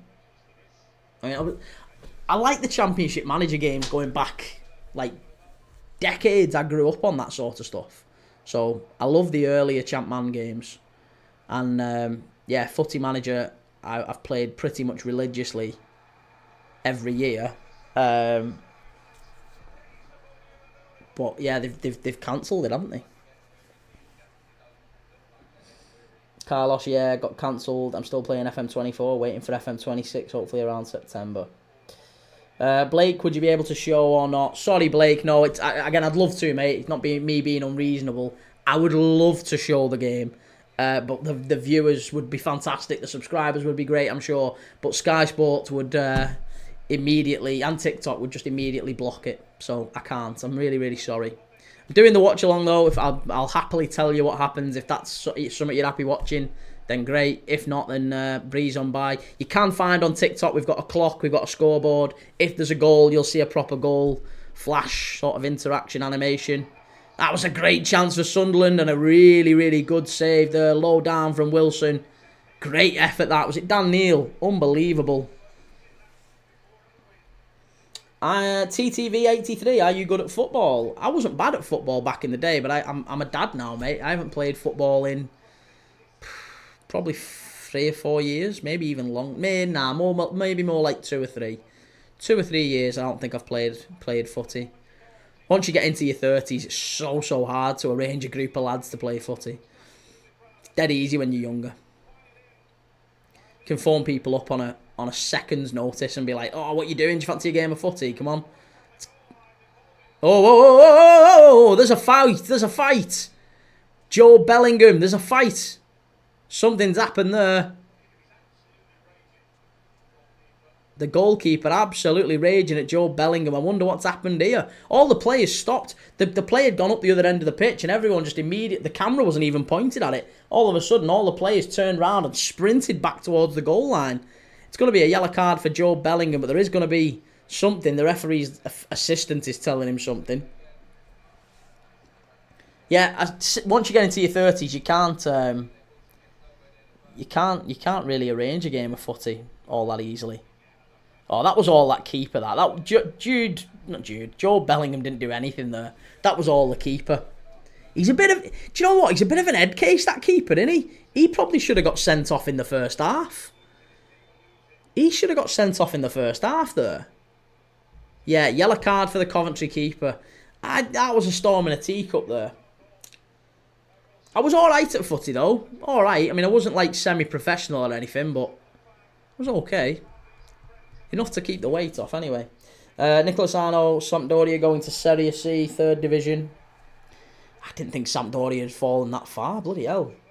Carlos, sorry. Blake, do you reckon we're going to Wembley for Cov? I don't think so, no, Blake. No, not at this moment in time, anyway. It feels like there's a red card coming in this game. It feels like it's going to finish 0-0. It feels like we're deadlocked. This is, and the game is, or the tie is going to be settled by a mistake from Van Uwijk in the first leg. It's really sad. It's really, really sad. Play up Sky Blues. You should grow a beard. I can't grow a beard. I'd like to grow a beard, but I can't grow a beard. It's just one of them things. Genetics. Can't grow a beard. Doesn't suit me. FM No Casuals, loads of debt with Sampdoria, mate. Yeah, it sometimes is the case, isn't it, with the Italian clubs. How many times have you watched Brad Collins playing goal for Coventry? Brad Collins? I've not watched Brad Collins playing goal for Coventry.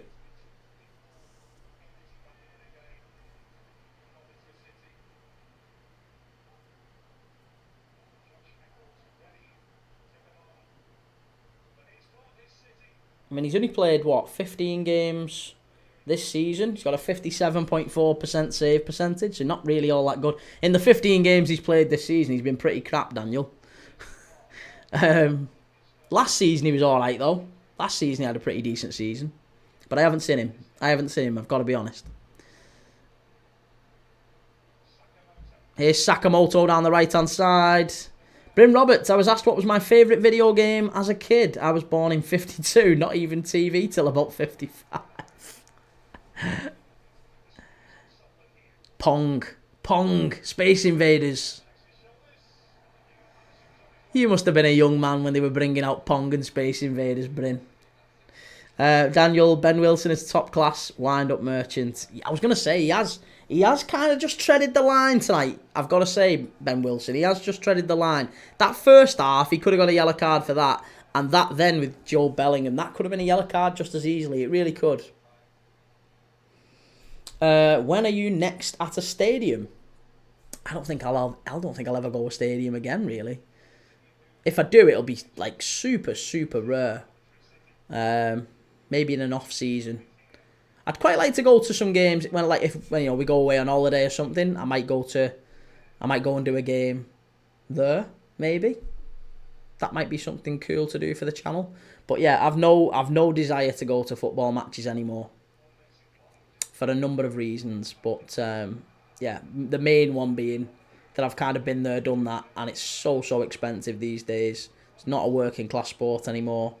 And all my money's going to my little girl, so I'm not doing anything at all to take hundreds and hundreds of pounds away from her to go and watch Liverpool away in Italy or wherever it might be.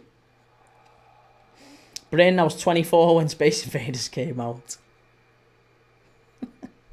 Frogger. Some cracking games though, late 80s, early 90s, the Amiga and all that.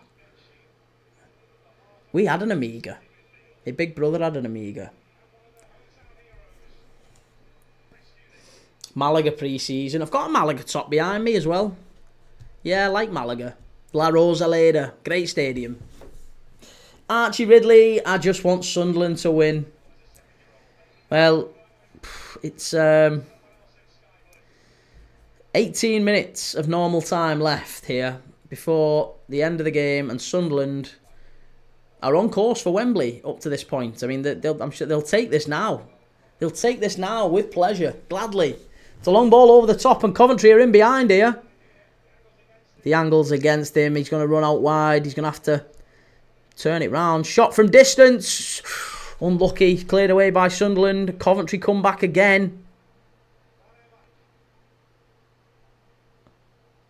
Van Ewijk. That's how that one's pronounced. It's the first time I've heard anyone say his name. I've called him Van Ewijk and Van Ewijk.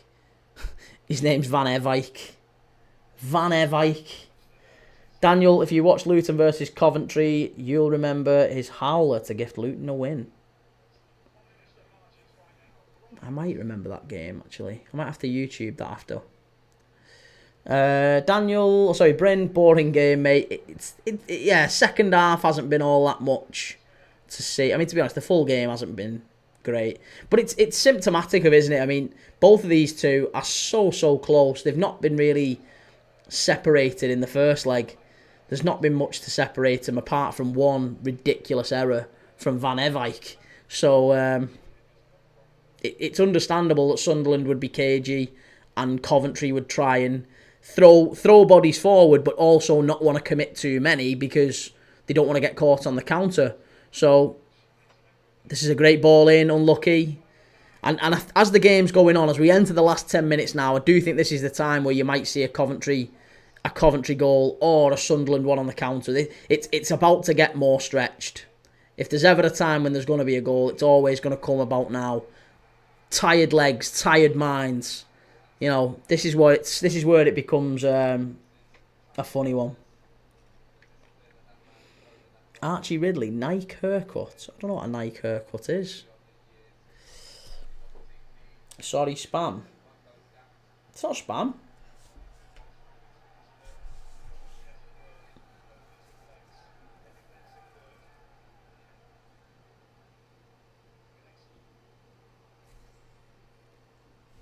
Blake, if it goes 1-0, does it go to extra time, Cov? Yes, it does, yeah. If it's 1-0 to Coventry, it's extra time. Chance, it's 1-0 Coventry! There you go! Woo-hoo! Get in! Get in! There you go, 1-0 Blake. Right, let's get the goal animation on. Coventry, 1-0. There it is. 1-0 Coventry. Sunderland 0, Coventry 1. That's the goal we've been waiting for. What an unbelievable goal that was. It was a cross from the right-hand side. We've been saying all game that it's going to be a cross. That's the only chance that Coventry have had. It's the only chance they've had. It's always been crosses from the right, crosses from the left. Sunderland have defended really well in between the lines, making it so difficult to get balls. Oh, he might have been offside. Do you know what? If they had VAR, he might have been offside, you know. Thankfully, there's no VAR in this game, but it's a great finish. It's a great finish. It's that man. And you know what? It was him in the first leg, who gave the goal away, Van Ewijk, and he's just put an unbelievable cross in. It's a great cross in, a fabulous cross in to the far post, and running across the front man. It's Mason Clark who just catches it and it goes straight into the bottom corner. Really, really good goal. Jake, get in. Away the lads. Archie Ridley, it's going to pens, I think. Yeah, I mean, that's what we said earlier, didn't we? That is exactly what we thought it might do. It would be one that goes the distance, this.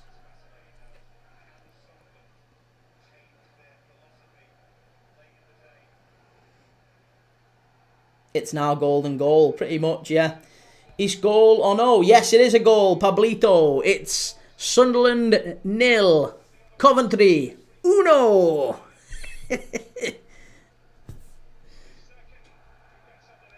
Archie Ridley, I mean, nice, my bad. I mean, I wouldn't say nice, mate. It's just kind of is what it is. Again, I'm in my 30s. You don't get much to play with once you get into your 30s, if you're like me.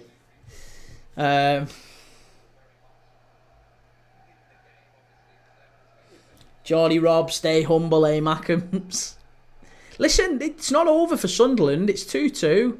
I mean, I cheered because, Coventry scored, but I'd have cheered for a Sunderland goal as well because I just want to see goals. I don't really mind. But I think we are going to go the distance. We are going to go the distance here. It's going to go extra time and it might well be penalties as well. Here's Mayenda. Oh, my God. Decent little finish, that. It was, wasn't it? Yeah, it was a good finish. Really good finish.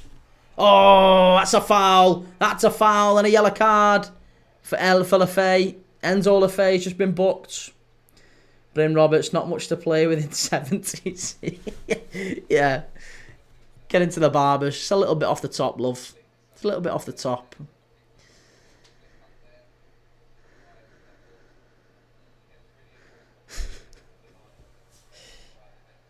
Alfie, Mason Clark, play up Sky Blues, Reese, Premdad, Henri Mackham. Still time. Still time. Don't rule Sunderland out. But Coventry are pushing forward here now. Here's Sakamoto. Radoni. Great chance. Oi, oi. Oh, it's gone behind. It's going to be a goal kick. Hadji Wright. Very, very unlucky there. Very, very unlucky. Really unlucky, that.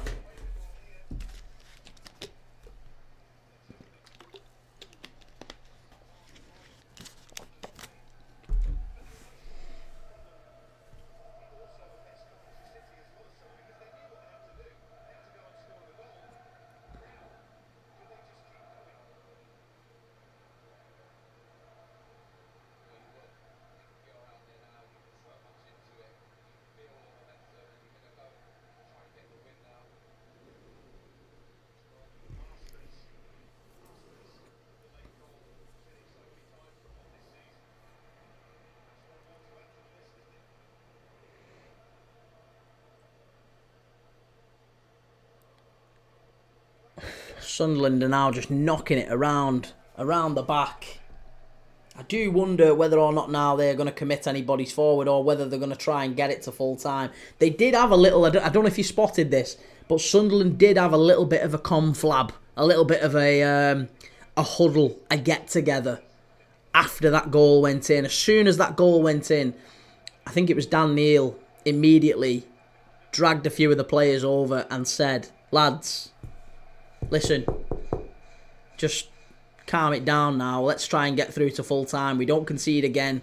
Let's try and get through to full time. Maybe in extra time we go again and try and do it that way. There is a change for Sunderland. I think it's Chris Rigg who's about to come on for them. Maybe an extra body in midfield just to try and get hold of the ball, get control of it. It does feel like Sunderland have lost a little bit of control here.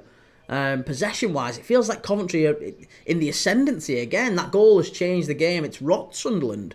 They're on the ropes here, figuratively. If we're talking a boxing match, it's Coventry definitely in the ascendancy. Pablito, thank you for the follow. That's a great ball in, and it's cleared away again by Sunderland.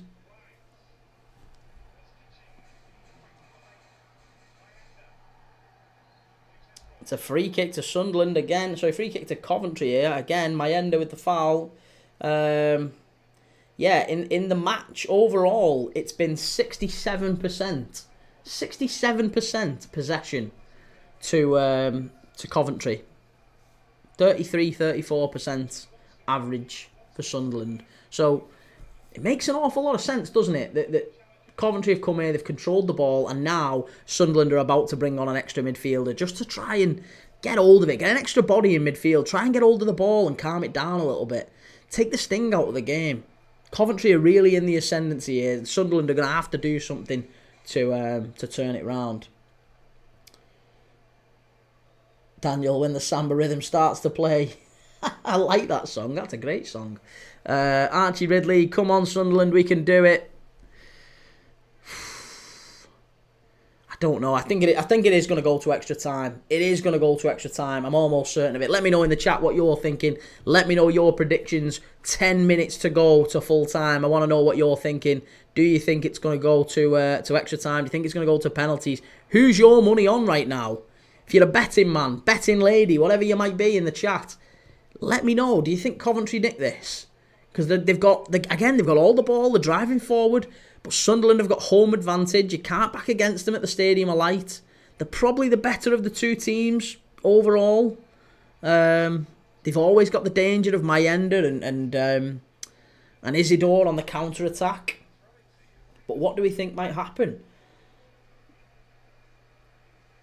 We've seen Ben Chief took off for Josh Eccles, and there is going to be Isidore coming off here. And here's Chris Rigg, 17-year-old Chris Rigg. Wilson Isidore, who was carded in the first half for diving, no less. He goes off. 17-year-old Chris Rigg comes on. A big, big future expected for that young man. Very, very big future expected. Linked with Everton as well. Bryn, seeing as you're in the chat. Chris Rigg linked with Everton. I assume if Sunderland don't come up, that might well be what happens. Penalty to Liverpool. Jake, I'm going to push the boat and say there's going to be a winner. No extra time. Okay, love it to be Cov. Jake thinks we're going to get a goal winner either way in the next 7 minutes. Plus injury time. Before we get to extra time anyway, I wonder. Razvan Nigu, where can I see the match online? I'm from Romania. I don't know, Razvan. I really don't know, mate. I wish I could help you. This is on Sky Sports main event, so if you can get Sky Sports main event in Romania, then great. Yeah, I've no idea where else you might be able to find it. Sorry, mate.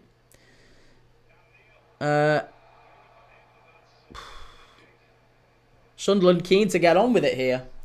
Sunderland keen to get on with it. Daniel, which Coventry players would you take at Liverpool?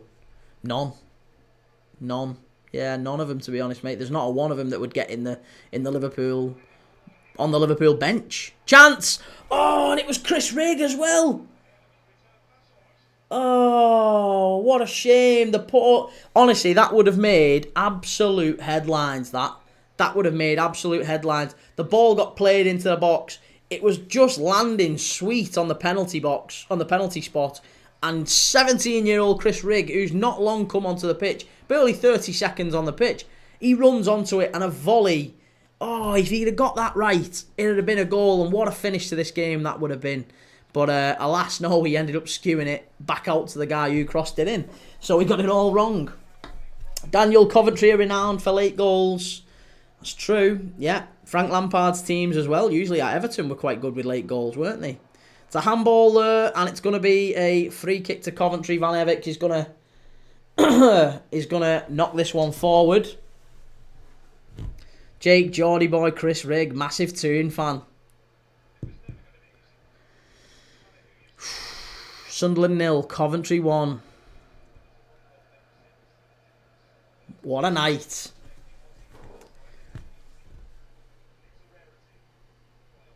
Right, we're into the last 4 minutes of normal time before injury time, and then potentially extra time still to come. So if you're sticking with me, by the way, and you've not followed this channel before, make sure you get over to YouTube, go and follow Premier League Dad, go and check us out. We do at least one live watch-along every single day, not just in the Premier League, the Championship, but we also do around Europe. We do La Liga, we're doing La Liga games tomorrow, Serie A, Bundesliga, Liga. So if you love football, doesn't matter what team you support, we do watch-alongs every single day on this channel. Go and find us, Premier League Dad, on YouTube. We've just got to nearly 5,000 subscribers on YouTube since January as well. We're only a brand new channel. So, yeah, if that's your thing, go and check us out.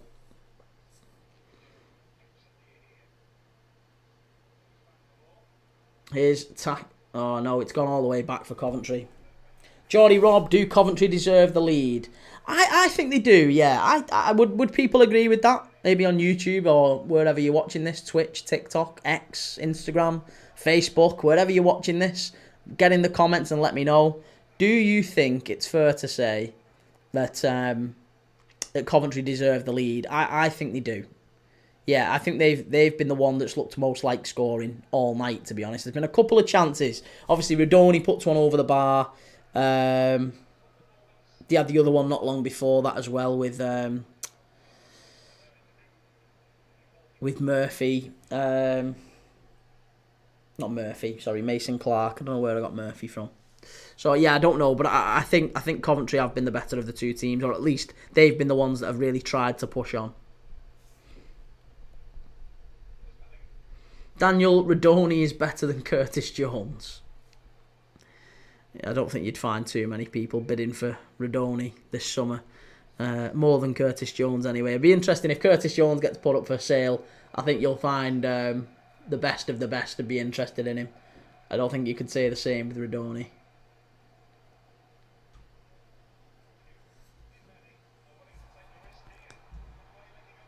Right, Sunderland driving forward here now. Sirkin and Van Evek picks it up. Good defending. Better defending from Coventry. And it's not long up the pitch.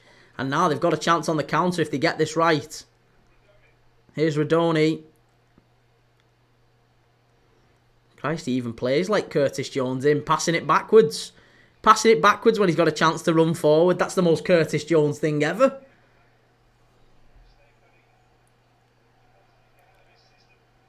Geordie Rob, Sevilla 1, Las Palmas 0. Wow, that might condemn Las Palmas to relegation now. It's going to be difficult for Las Palmas to get out of the bottom three. And Sevilla, maybe that helps them get the fans off the back. Daniel, can you remember the last day you didn't watch a football match? Ooh. The last day that I didn't watch a football match. That's a good question. And you can probably see it on my YouTube channel. Not that I'm convinced that's not like a sell. If I went back on YouTube, I could probably look and see the dates that I did and I didn't do one. Here's Coventry, edge of the area. Shot. Nah, it's gone behind. Is it going to be a corner? No, Coventry get it and recycle it back out. That's going to be a throw. Daniel, 5k since January is a meteoric rise. Thank you. Well, I think it's a pretty decent start, isn't it? Yeah, pretty decent start. And it's just come from doing lots and lots of watch-alongs. Lots and lots and lots of watch-alongs. We do them every single day, all different types of games. And I think, yeah, Mark Goldbridge, who's like the gold standard, the pinnacle, he did 16 watch-alongs last month. I did 16 last week. And I think we'll do more than 16 this week, to be honest. We're on course for more. So, yeah, I think we provide value, put it that way. Archie Ridley, but unfortunately Chris Rigg missed and I subscribed and liked. Cheers, Archie. Thank you. Edward, I've just won the league with Chesterfield. Nice, Edward. Nice. Be yourself, Dylan. Curtis Jones always wanting to pass to the keeper. I know Liverpool fans do chuck that around as a flex occasionally. The ones that love Curtis Jones will say, oh, he's got the highest pass success rate in the entire Premier League. And I'm like, yeah, of course, because he always passes it backwards. Like, if you watch Curtis... I don't mind Curtis Jones as a player. He's not a bad player. But Christ, he passes it backwards. Unbelievable. Always passes it backwards. FM No Casuals. I said they were iffy at home. You did, mate. Yeah, you did. You called it. Here's Coventry flying forward. We've got 3 minutes of added on time. And we are nearly a minute into it. Shot. If anyone scores here, it's going to properly break hearts. 2 minutes left going into extra time. And it's all Coventry. It is all Coventry pushing forward. Daniel, I don't want the game to go to extra time. I haven't had dinner yet. I know, I'm dying for dinner, to be honest. It might have to be something grabbed on the way home.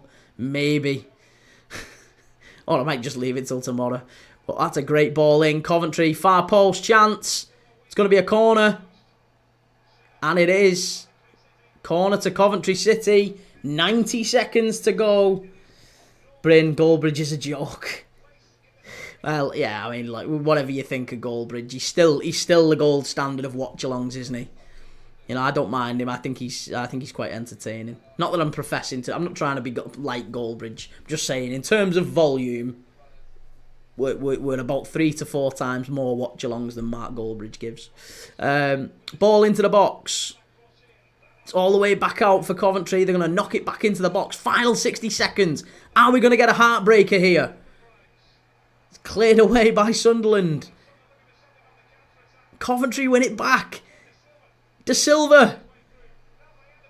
Oh my God, this is like chaotic in the last 45 seconds here. Sunderland flying forward. They win it. It's all the way back for Coventry. It's going to go for a throw-in. James, pens all day this. It's looking like it, innit? I mean, extra time and penalties, but I think extra time could still happen, you know. Zoo many animals. I'm a Blade. Off to Wembley. Which one do you want to face? Who do you want to face in the final? Let me know in the chat. Ball into the box. Chance! Oh, Coventry should have won it. 15 seconds before the end. Hadji Wright. He's 6 yards out. He's 6 yards out. And if you wanted that to fall to anyone, it was Hadji Wright. It's a great ball in. He is onside. And he just, I think it was maybe just a little bit behind him. It's a great ball in again from that side. It's a fabulous ball in. Wojciech, what's the match like? It's been a great end to the game. It's been a pretty poor game, I would say, up to about 75 minutes. And the game has finished. We're going to go to extra time here now. We're going to go to extra time. But it has been a really, really entertaining end to the game here. We're really, really doing well. We've got 30 minutes to go and then penalties maybe. So stick with me if that's your thing and you wanna watch the watch along. And you can also go and check us out on YouTube. As I say, we've got a clock, we've got a scoreboard, we've got goal animations on YouTube when there is a goal. So go and check it out. Premier League Dad on YouTube. We're nearly at 5,000 subscribers. But what do we think is going to happen here? We've got 30 minutes of extra time. Players are just having a little bit of a light refreshment before they get ready for the big final 30 minutes.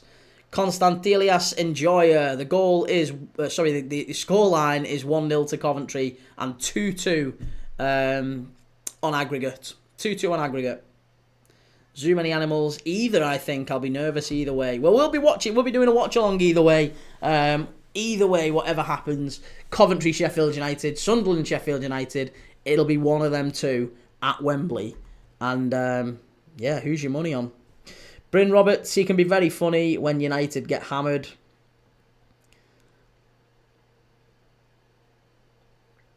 I mean, he's got the partridge expressions nailed, hasn't he? I'm sure he writes them down before the game, doesn't he? He writes them down before the game, and then when something happens, he goes, "Oh,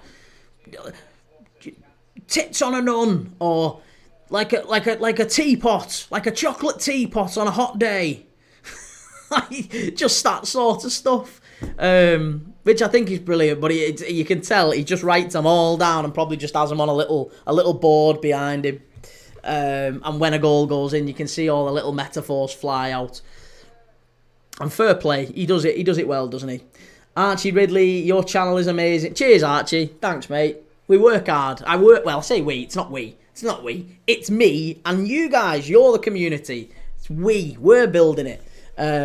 It's no one else. I wish I had a team of people helping with thumbnails and all the stuff that I'm rubbish at.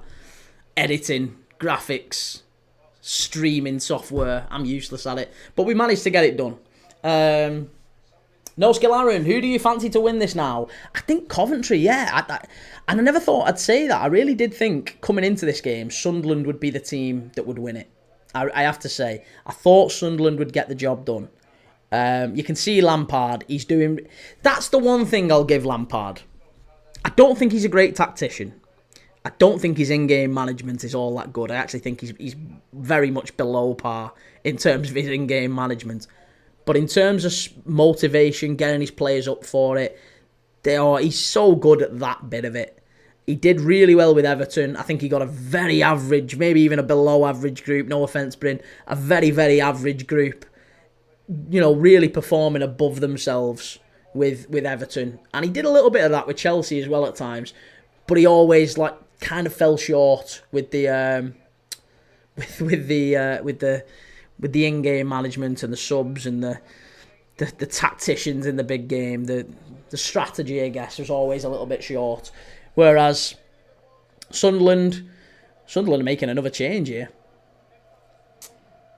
Scott Grice getting Coventry. Daniel, are you doing a door giveaway at 5k? Probably not. I've said that what I'll do is when we get to 10k, I'll do a shirt giveaway if people want shirts. Because I've got lots of shirts. I could do retro shirt giveaway.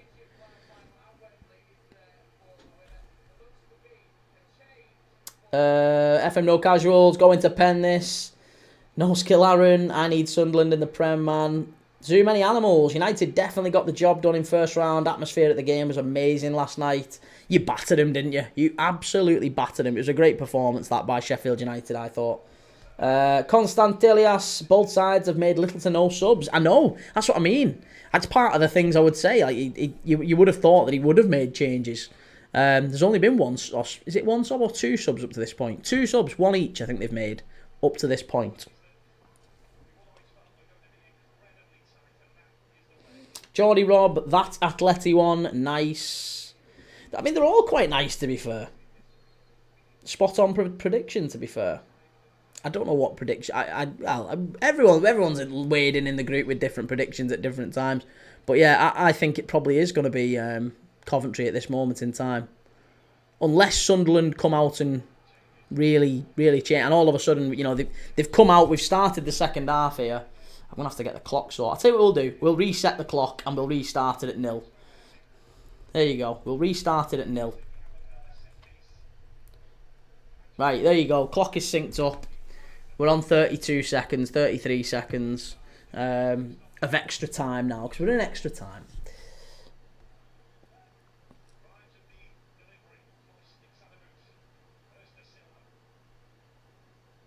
No skill, Aaron. I ordered the 97-98 away Juve kit. Can't wait. Is that the blue one? Is that the blue one? Or the yellow one? Or the blue and yellow one? I know they had a few different ones, but the blue one was very nice. FM No Casuals, taking Isidore was mad. He's on a yellow. On a yellow. Jackie boy, someone needs to stay up next year, otherwise they might as well cancel promotion. Yeah, I think they will do. I think Leeds or Burnley, maybe even both of them will do. Here's Van Evik. Stood up to the far post. Chance! Ooh, very nearly another one for Coventry. Unlucky. Really unlucky. Stanley, I've done another bet. Geordie Rob, Coventry, 120th minute winner to break Mackham's heart. Even more up the mags. Charlie, this will probably go to pens. No skill Aaron. No, it's like the pink with the Sony Mini Disc sponsor. Oh, yeah, dude. I think I remember that one. Yeah, nice. I mean, that was peak Del Piero, wasn't it? Daniel, have you seen the Man U fan who isn't cutting his hair until the United team wins 5 matches in a row? Yes, I have, and I very much like him. I follow him on Instagram. The United Strand, it's called, isn't it? Yeah, go and check him out as well. He seems like a nice enough lad as well. And he was at the Mestalla. He was at the Valencia Stadium the other day. He was on holiday, evidently. But I don't envy him because he literally looks like the King's Guard, doesn't he? He's proper out here. But every time I go on Instagram and I'm scrolling down and it's like, day 281 of not cutting my hair until Manchester United win 5 games in a row. Lost against West Ham last night. That means I'm here like this for the summer. It's great. It's a fantastic idea. And the guy's going to get millions of followers, millions of views, millions of hits. He'll probably never work again if he gets it right, if he does it well. And I'm sure they're all looking forward to him cutting his hair off. They might even do it on the Old Trafford pitch. That might be the thing they do. Daniel, have you seen a better TIFO in England than Sunderland's? I didn't see the TIFO. To be honest, that might be because we changed the game over late. We was watching Valladolid against Girona, and literally as I turned the game on, the players were just coming out, like they were right on the pitch, getting ready to kick off. So I probably missed all of that. Daniel can't back against the Cov. It's going to be tough. It's going to be very tough. This will probably go to Pens. Ben Hughes, Frank Lampard's Coventry. UEK, hope Coventry make it. Okay.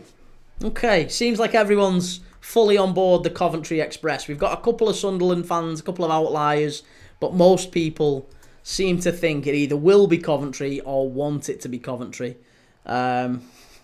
So, yeah, let me know which boat you're on. It's going to be a handball. It's going to be a free kick to Sunderland. And now they are going to make a change. And it's going to be Patrick Roberts, who again is on a yellow card, going off for Sunderland. And it's going to be Romain Mundle coming on. Romain Mundle. Kiki, Celtic or Rangers? I like both. I really, really like both, Kiki. I can't give you an answer on that one. I grew up watching Henrik Larsson and Celtic. Loved that Celtic side. And then I went up doing a tour of the Scottish football grounds with my dad. Well, it was a pre-season game, Liverpool against Aberdeen. And while we were up there, because it's right up north Scotland, we ended up coming down and basically doing most Scottish football grounds. We stopped everywhere. We went to Gretna, we went to Hearts, we went to St Johnstone, we went to Rangers, Celtic, we went everywhere, literally loads, both Dundees. And when we went to all the grounds, we got invited in at Ibrox. Ibrox was the only one where they were like, "Oh, come in." You know, it was before, it was an off season. There was no games on. And they proper gave us a tour. It was brilliant. It was unreal. It was the chairman who actually walked us round. I ended up going out on the pitch at Ibrox. Met Claudio Caniggia. And got this like 5-star treatment at Ibrox. Even though I just walked up, like just basically walked up to reception with my dad. I was only about 11. And so since then I really like Rangers as well. It's difficult to say I feel strongly about either. Bryn, Nice versus Brest. Great game. But right now, Reese, there's a video of Bayern Day celebrating conceding Bowen's goal. I know, yeah, he spins around and goes like that in the goal, doesn't he? Yeah, get in. Geordie Rob, Coventry, 120th minute winner to break Mackham's heart. Are we talking about Nice versus Brest now? Or was that you having a joke, Bryn? Is that you having a joke? I think it is, isn't it? You've had a right gag there. Coventry knocking it forward over the top, and he's in behind here. Patterson came out well, did very, very well there. No skill Aaron outside the Prem. Which team do you like the most? Oh, Sunderland are in. If they get it... Oh, lucky. Oh, it's fabulous defending from Coventry, that. That's fabulous defending. Really, really good play. Sunderland had a great chance there and they just got it wrong. Callum, the rebuild has started at Atletico as Angel Correa leaves. Right, okay. Big fella Stoke City, let's go Coventry. Coventry been better in both legs. Aaron, which team do I like the most? I don't know. I really don't know. I like Fiorentina. I like Fiorentina and I like Betis. Because I love Seville, yeah. So that would be... My Spanish teams are Betis and Villarreal. And my Italian team is Fiorentina. So I really like them. Germany, I haven't really got a preference. Oh, Van Evik, chance... Unlucky again. Really good defending by Sunderland. Both of these teams really, really going for it. Bryn Roberts, long hair it is then. Yeah, he's gonna have to. This is the lad, the United Strand lad. He's gonna have to have his hair long over the summer. And he said that he's not counting the pre-season games. He said he's not counting the pre-season games. He's doing it, and he's just going to stick with proper competitive Manchester United games. So basically, he has no chance of cutting his hair before September. So he's got all of June, July, and August to go through before he can cut his hair. And believe me when I say it's basically like he looks like Undercover Brother right now. If you've seen the film Undercover Brother, his hair looks like that now. Eccles with a shot from distance, just wide.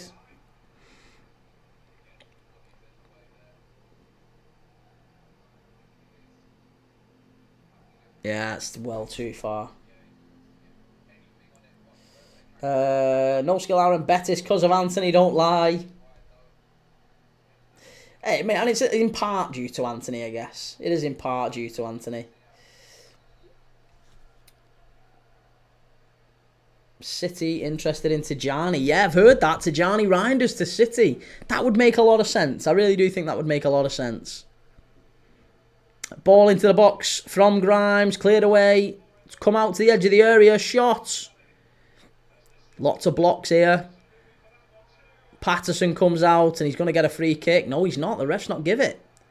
Now it's Mayenda chasing down the long ball. And it's a throw-in.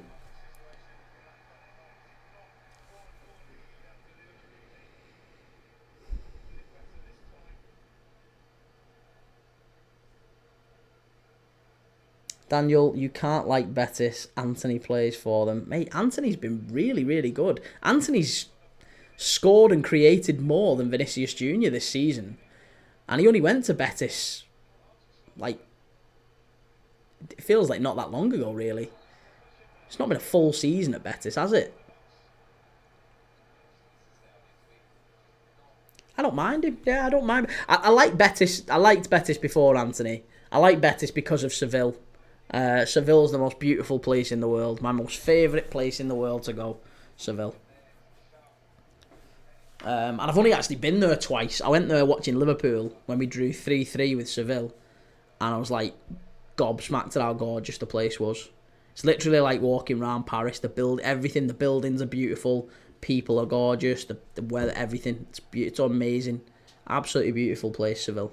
If you've never been to Seville, I fully recommend it. Charlotte Keir, Wednesday fan here, not too bothered who wins, but think it'll be Coventry. And I'm assuming then, Charlotte, that you want whoever wins to go through and beat Sheffield United, to beat the Blades. Yeah, no one would have seen this coming from Coventry. It's been a really good performance, I've got to say. Ball into the box, chance, comes out. Shot from distance. And Sunderland, it's all very scrappy from Sunderland. And they're not really getting a proper... Oh, and the referees just give... Who's that? Dan Neil. He's just give a foul against Dan Neil. Dan Neil's not happy. I think he was lucky not get a yellow card on that one. Reese, who's on co-coms? It sounds like... Is it Lee Hendry? It's often Lee Hendry on these sorts of things, but I don't think it is.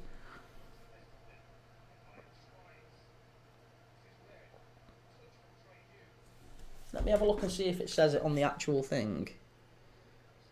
No. No, I honestly don't know, mate. I couldn't tell you. Couldn't tell you who's on co-coms. Daniel, he only has a chance of a haircut if Man U make it to the Championship. Bryn Roberts, 10-15 gone. 10-15 gone? What do you mean 10-15 gone? Championship commentary, clear of Prem. Yeah, I was going to say the main commentator on this is brilliant. Chance! Oh! Coventry inside the penalty area. Is it Kitchen? He just volleyed it just over the bar. Oscar Mendes, who is going to win? I think it might go to penalties, Oscar. I think that's my feeling at the moment. We are 12 and a half minutes in, nearly 13 minutes into the first half in extra time. So I think, Oscar, it's going to go to penalties. I think it's going to go to penalties, and then who knows? Who knows? On penalties, it's the flip of a coin, isn't it? Flip of a coin on penalties.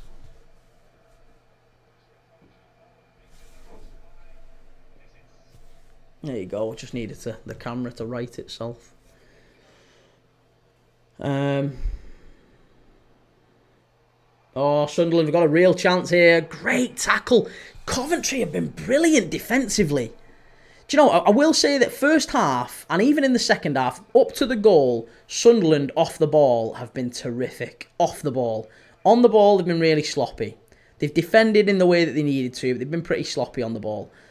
Coventry, since they've gone ahead, defensively, they've been unbelievable. Unbelievable from Coventry. It's a proper performance, this. It is. I've slated Frank Lampard at times. It's a proper performance, this, since they've gone ahead. It's gone behind for a corner to Sunderland there. Again, Kitchen doing the hard work at the back. Daniel, I do like how the club does toy donations for kids. Bryn Roberts, 12.55 gone. What do you mean 12.55 gone? I don't know what you mean. I don't know what we're talking about, Bryn. Evs, who will win on pens, do you think? In games like this, it's nearly always the away side. For example, PSG at Anfield, Fulham at at Old Trafford in the FA Cup, Manchester United at Arsenal in the FA Cup. In games like this, there's a lot of examples. Not always, of course, but there's a lot of examples where the away side wins the penalty shootout. So, if you're asking, again, it's a penalty shootout, so you can't say. But if it does go to penalty shootout, my money would be on Coventry. Just because of that fact, because it is a lottery. Penalty shootouts are nearly always a lottery. But the extra pressure of the home crowd can sometimes get to the home team. It doesn't help them, it often hinders them. Because there's an expectation that there's all these fans who are all waiting for it and they're going to be so gutted if we don't get it right and all this. Whereas the pressure's off for the away team. Pressure's off. There is more of an expectation for Sunderland, isn't there? So, if I'm dead honest, I do think Coventry would be the one that would get it done, yeah. Reese. It's Gary Weaver and Joby McAnuff, apparently. Yeah, that does make sense, actually. Joby McAnuff does do a lot of these, doesn't he? Joby McAnuff and Lee Hendry. Lee Hendry does a lot of them. Here's Mundell, cleared away by Van Evik. And it's half-time. Half-time in extra time.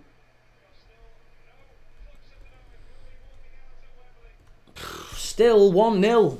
Still 1-0 here. Reece, Cov lost a penalty shootout last time they were in the playoffs. Who was that against?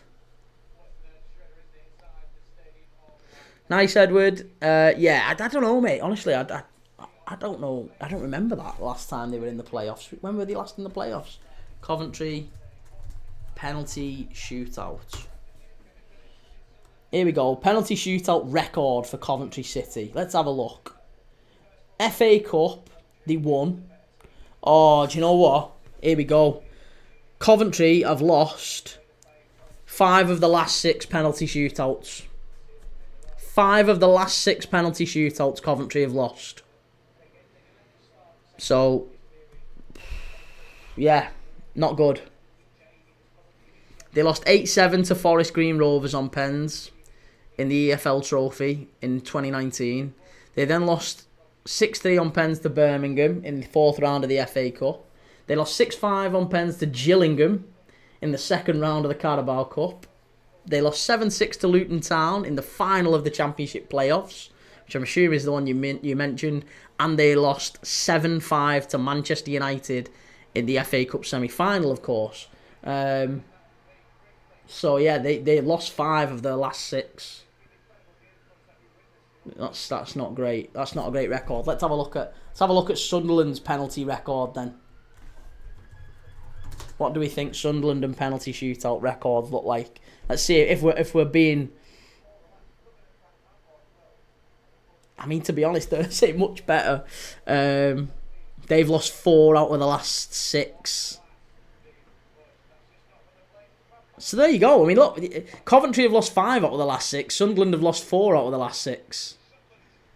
So it's kind of it's much of a muchness, isn't it, I guess? Much of a muchness.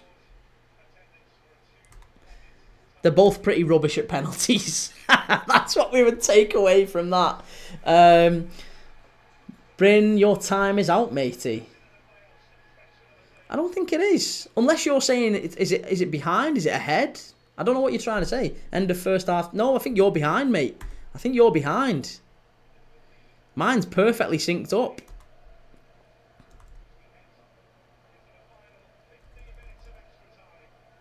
Yeah, mine is absolutely perfectly synced up now. The clocks, the seconds on my screen is the seconds on my TV. It is absolutely perfectly synced up. Is it on Sky? Yes, it is. Yeah, was that the game when Anthony laughed at the left back after the penalty win? I don't know. I can't remember. It might have been. Yeah, maybe. Sermi, charity idea for next year. Every time you mention Man United not watching their game, put £1 in. Well, I'll happily do that. I'll happily do that, assuming it's not when people ask me questions about Manchester United. If people ask me questions about Man United, I've got to answer in respect to Man United. Bryn, your time is out, mate. First half ended. Are you saying I'm behind or ahead? Because right now, that time is bang on. Unless you're... How far ahead are you saying you are? Archie Ridley, Sunderland will pull it back. I think it might go to pens. We've got 14 minutes here. 14 minutes. Charlotte K, can't watch the game, so literally waiting for you to keep updating. I'll let you know, Charlotte, don't worry. Believe me, if there's a goal, I'll be cheering. Bryn, second half kicked off. You're behind, Bryn. You're behind, mate. You are behind. I'm telling you, you're behind. I'm a minute and a half ahead of you. I don't know how, but I'm a minute and a half ahead. Don't know what you're watching it on, but I am on 16:43, 4, 5, 6. It's there. Daniel, who was the last Coventry penalty shootout win? The last penalty shootout win for Coventry was... I think it might have been their last one, actually. Yeah, they beat Sheffield Wednesday this year in the 3rd round of the FA Cup. They won 5-4 against Wednesday earlier this season. So, yeah, but then before that, they've lost 5 on the spin. Here's Sunderland.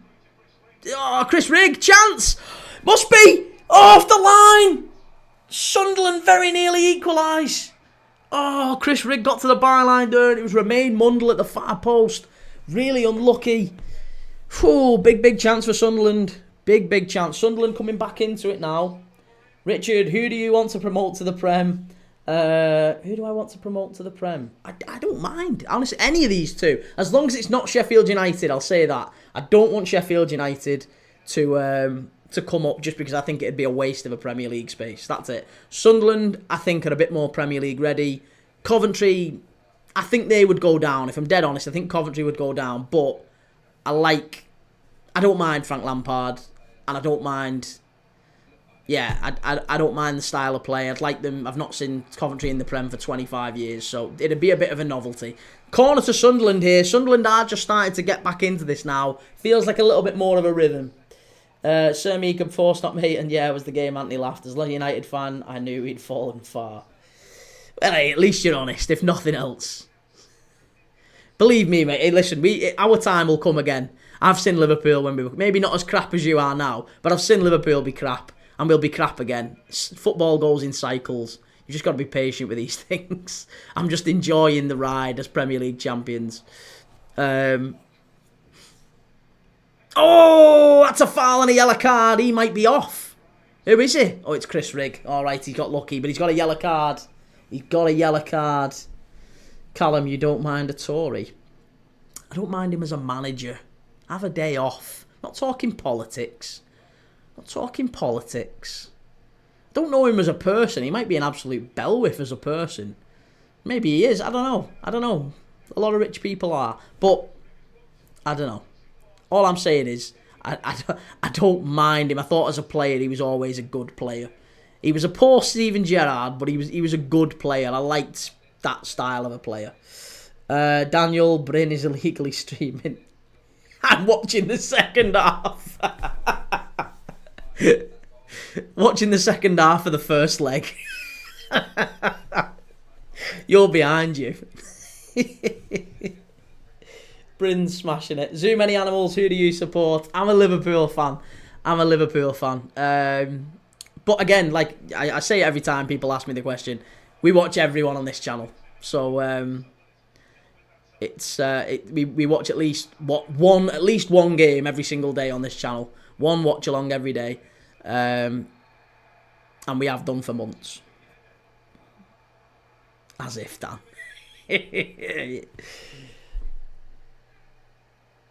Yeah, great to have the time where Derby back. It would be, yeah. It would be nice to have Sunderland in the Prem with Newcastle. And I wouldn't mind Coventry either, because again, I'm sure I will buy the new FIFA whenever it comes out. And every time the new FIFA does come out, they do pledge to put all Premier League stadiums in the game. So if Coventry come up, we get a new stadium to play in as well.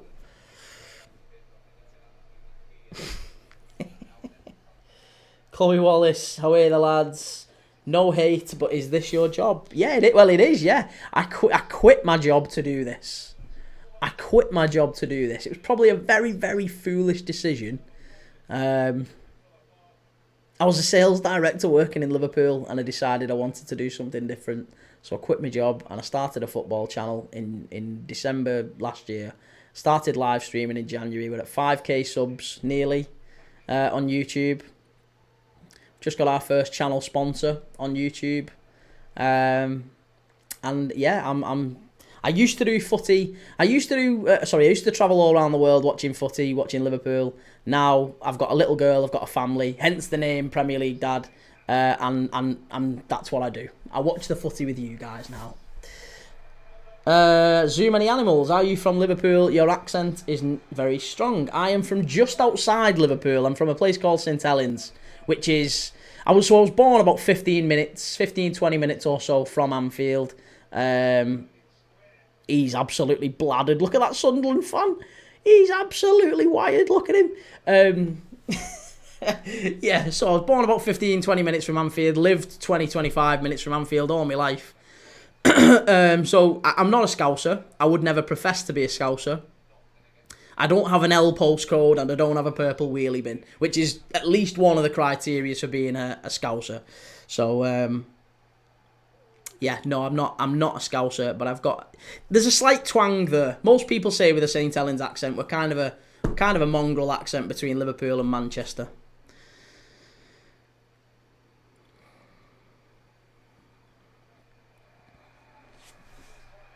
Charlotte K, good on you. Well, hey, it might be the worst decision ever, Charlotte. It might be the worst decision of my life. But I've said what I'll do is I'll give it till Christmas. We'll give it a go. We'll see what happens. And if at Christmas time I can't pay my bills, then I might have to go and get a job again. And you might not. This channel might disappear. You might never see the channel again. So if I'm still here in January next year, things are going all right. That's what I'd say. Stick with me. Zoo Many Animals, there is a slight twang. Barry Chuckle, can't believe your mum lets you have your room like that. She's alright about it, mate, actually. She's cool about it, yeah. She's cool, my old girl. Bryn's seen it all, from Pong to the Amazon Fire Stick. Reece, just seen the Sunderland fan. He's absolutely wet wiped. He is, isn't he? He's absolutely smashed. Dinny, pie face, lad. Mate, I am pie face if pie face didn't lose all the weight. If I gained a bit of weight, if he gained his weight back, I might be a close approximation, but no, nowhere near pie face. The lad's done well. The lad's absolutely smashed it. Although I have lost 4 stone. I've lost 4 stone in the last 5 months, so it's coming off slowly. It's coming off. It's bloody hard as well, you know. Reece saw Pieface leave a Tesco once. Was it by force? He wasn't pinching a meal deal, was he? Yeah. Sunderland flying forward again here. We're into the last 5 minutes. 5.5 minutes of added on time of extra time left. Oh, really well played there by Van Evik. It's gone out for a corner to Sunderland. Tyler Brough, mate, I've watched you on Undateables. You were terrific. Cheers, mate. Who would you like to promote to the Prem? Who would I like to promote to the Prem? I don't mind. I don't mind. Anyone other than Sheffield United. Coventry or Sunderland, I'm fine with either. I'm really fine with either. That man has enough money to own Tesco. Hey, and fair play to him. Dinny, how Sports Direct let you just sit in there after hours? Special relationship. It's like the US and England. We're like Keir Starmer and Donald Trump. We've got a special relationship, me and the store manager. Brian Mokama Aloysius. Hi, I am following in Kampala, Uganda. I support Sunderland and Leeds United. Thanks for the live thing. Thanks. Bayamukama. Am I pronouncing that right? Bayamukama Aloysius.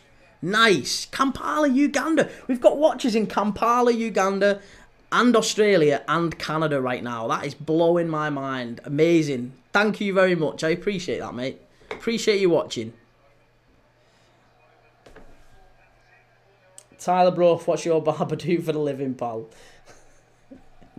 Not cutting her. I get it. Really good gag. To be honest, I'm guessing it's the same barber as you, to be fair. Look at the kip of him. How are you going round throwing shade about with your profile picture looking like that, Chief? Oh, goodness grief. Late night for you, eh? It is a little bit, yeah. I imagine it's going to be going on for another 10-15 minimum with penalty shootout. Prem Dad owns Sports Direct. Connor, that Juve kit's a beauty. It is, it's alright, isn't it? Most of the kits behind me are quite nice. Here we go. Ball into the box from the corner. Flick on. Nah, it's going to be a goal kick. It's going to be a goal kick. Daniel, don't speak negatively on your dreams, please. Well, they might remain dreams. You never know. We've all got dreams. I'm sure we've all got dreams. Yes, bro, you pronounce it right. Long teasing Sunderland win. Maybe, yeah, maybe. Well, look, we're into the last 3 minutes now. I don't know how much extra time we're going to get. Extra time. But it's going to be coming, I'm sure. Reese, Prem Dad cuts his own hair. I've tried that, actually. I did do that in lockdown. Do you remember that in lockdown? Everyone cut their own hair in lockdown. I actually shaved my head in lockdown. I went full Jason Statham. Oh, get it all off. It was absolutely shocking. I have not got a bald head. I've not got a head suitable for a bald head. Definitely not. I'm sure at some point I'm going to have one. I'm going to have to go gracefully like you, Bryn. But it's not going to be a pretty picture. I mean, it's not a pretty picture now, but you know what I mean. I'm dealing with what I've got. Playing the cards I've got. Be yourself, Dylan. 1 minute to penalties. 2 minutes to penalties with me. I don't know if you're ahead of me.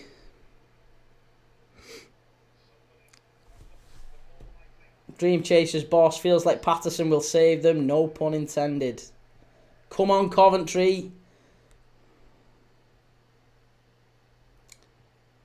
Says Dan Welch. Or Owen Welch. I don't know what we're saying there. Right, so. What other changes have we made here? I don't think there's been any. As the Thomas Asante's come on for Mason Clark. And Allen has come on for Eccles. I saw J. Allen then, and I thought it was Joe Allen. I started panicking, thinking they've actually put the Welsh shavvy on, Joe Allen. Bryn Roberts, accent like Peter Kay. Okay, well, that's it. I'm from St Helens. People keep saying you're from Wigan, or you're from Bolton, or you're from Manchester, or if I'm around Manx, they say, "Ah, yeah, shut up, you Scouser. Shut up, you Scouser." I can't win. I'm just universally loathed. Shot from distance. Oh, it's going to be a corner to Coventry with 45 seconds left. 45 seconds left. Reece Crownshaw, Aaron Ramsey, the Welsh Iniesta. Joe, what a game. This is gonna be rough. Daniel, how should I celebrate if Cov win? Just t-shirts, just absolutely round the room t-shirts. That's what I'd be doing. No skill, I have a nice Scouser accent, you. Yeah, support your local team, innit? Support your local team. Be yourself, Dylan. I wonder when the final is going to be played. It is. I know. I've seen the date. It's a week on Saturday, I think. Week on Saturday.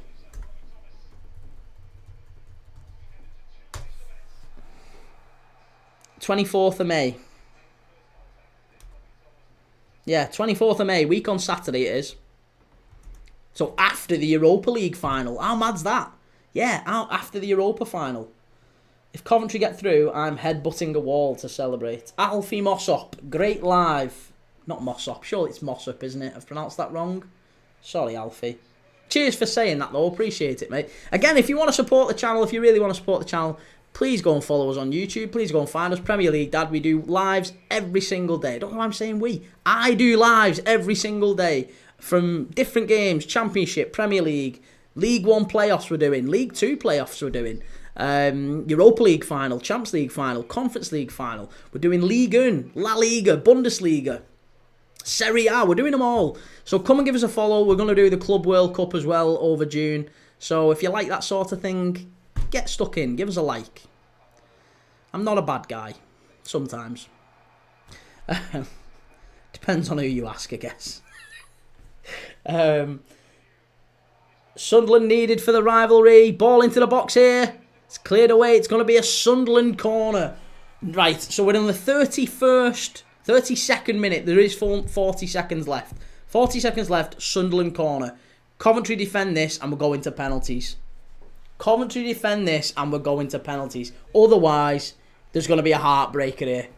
It could be heartbreak for Frank Lampard or a penalty shootout. That's it. The ref's going to blow up, I am almost certain, after this goes off.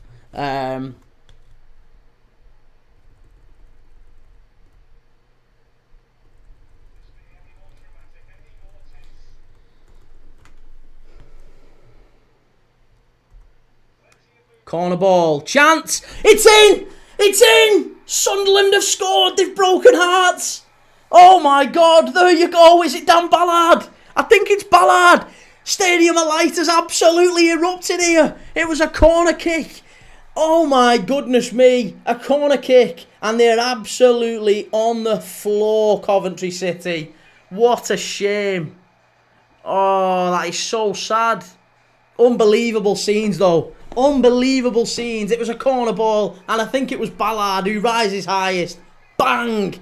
Off the crossbar, bounces down and back up into the roof of the net. No stopping that.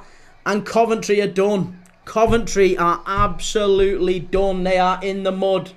They are in the mud. It's a goal to Sunderland and it's 3-2 to Sunderland in extra time. We're past the 32 minutes. And that might just well be that. I think that might be it. It's a great ball into the box. And Ballard near post. You're not stopping that. And if anything, I'll tell you what. I don't know who's marking him. It's a free header. It's a free header. Who's the number 15? Who is the number 15 for Coventry? Because you've just cost your side. You've just cost your side a playoff final. The number 15 for Coventry should be absolutely hanging his head in shame. Who is it? It's Kitchen. It's Kitchen. It's the captain. The captain, Kitchen, he's had an absolute disaster. He's been great all game. I've been giving him nothing but praise. But it's a goal for Sunderland and I need to get the goal. I need to get the goal animation on. The goal animation's just come on YouTube. I was lost. Sunderland fans have erupted. The Stadium of Light has erupted. What a goal. What a header. Unbelievable. Sunderland are going to go up now, Charlotte. Yeah, well, it looks like it. I mean, I think they'll take this through to the playoff final. I'm definitely supporting them over Sheffield United. Oh, that was unreal. That was unbelievable. Lily, please, if it goes to pens, tell us who's taking it. I would have done. I really would have done. Daniel, I was getting excited for penalties. So was I. The ref might just maybe give Coventry 60 seconds or so, maybe, at a push. I don't think he will. This might be that. It's going to be a kick-off and back to the keeper and then knock it long. Is he going to give him time?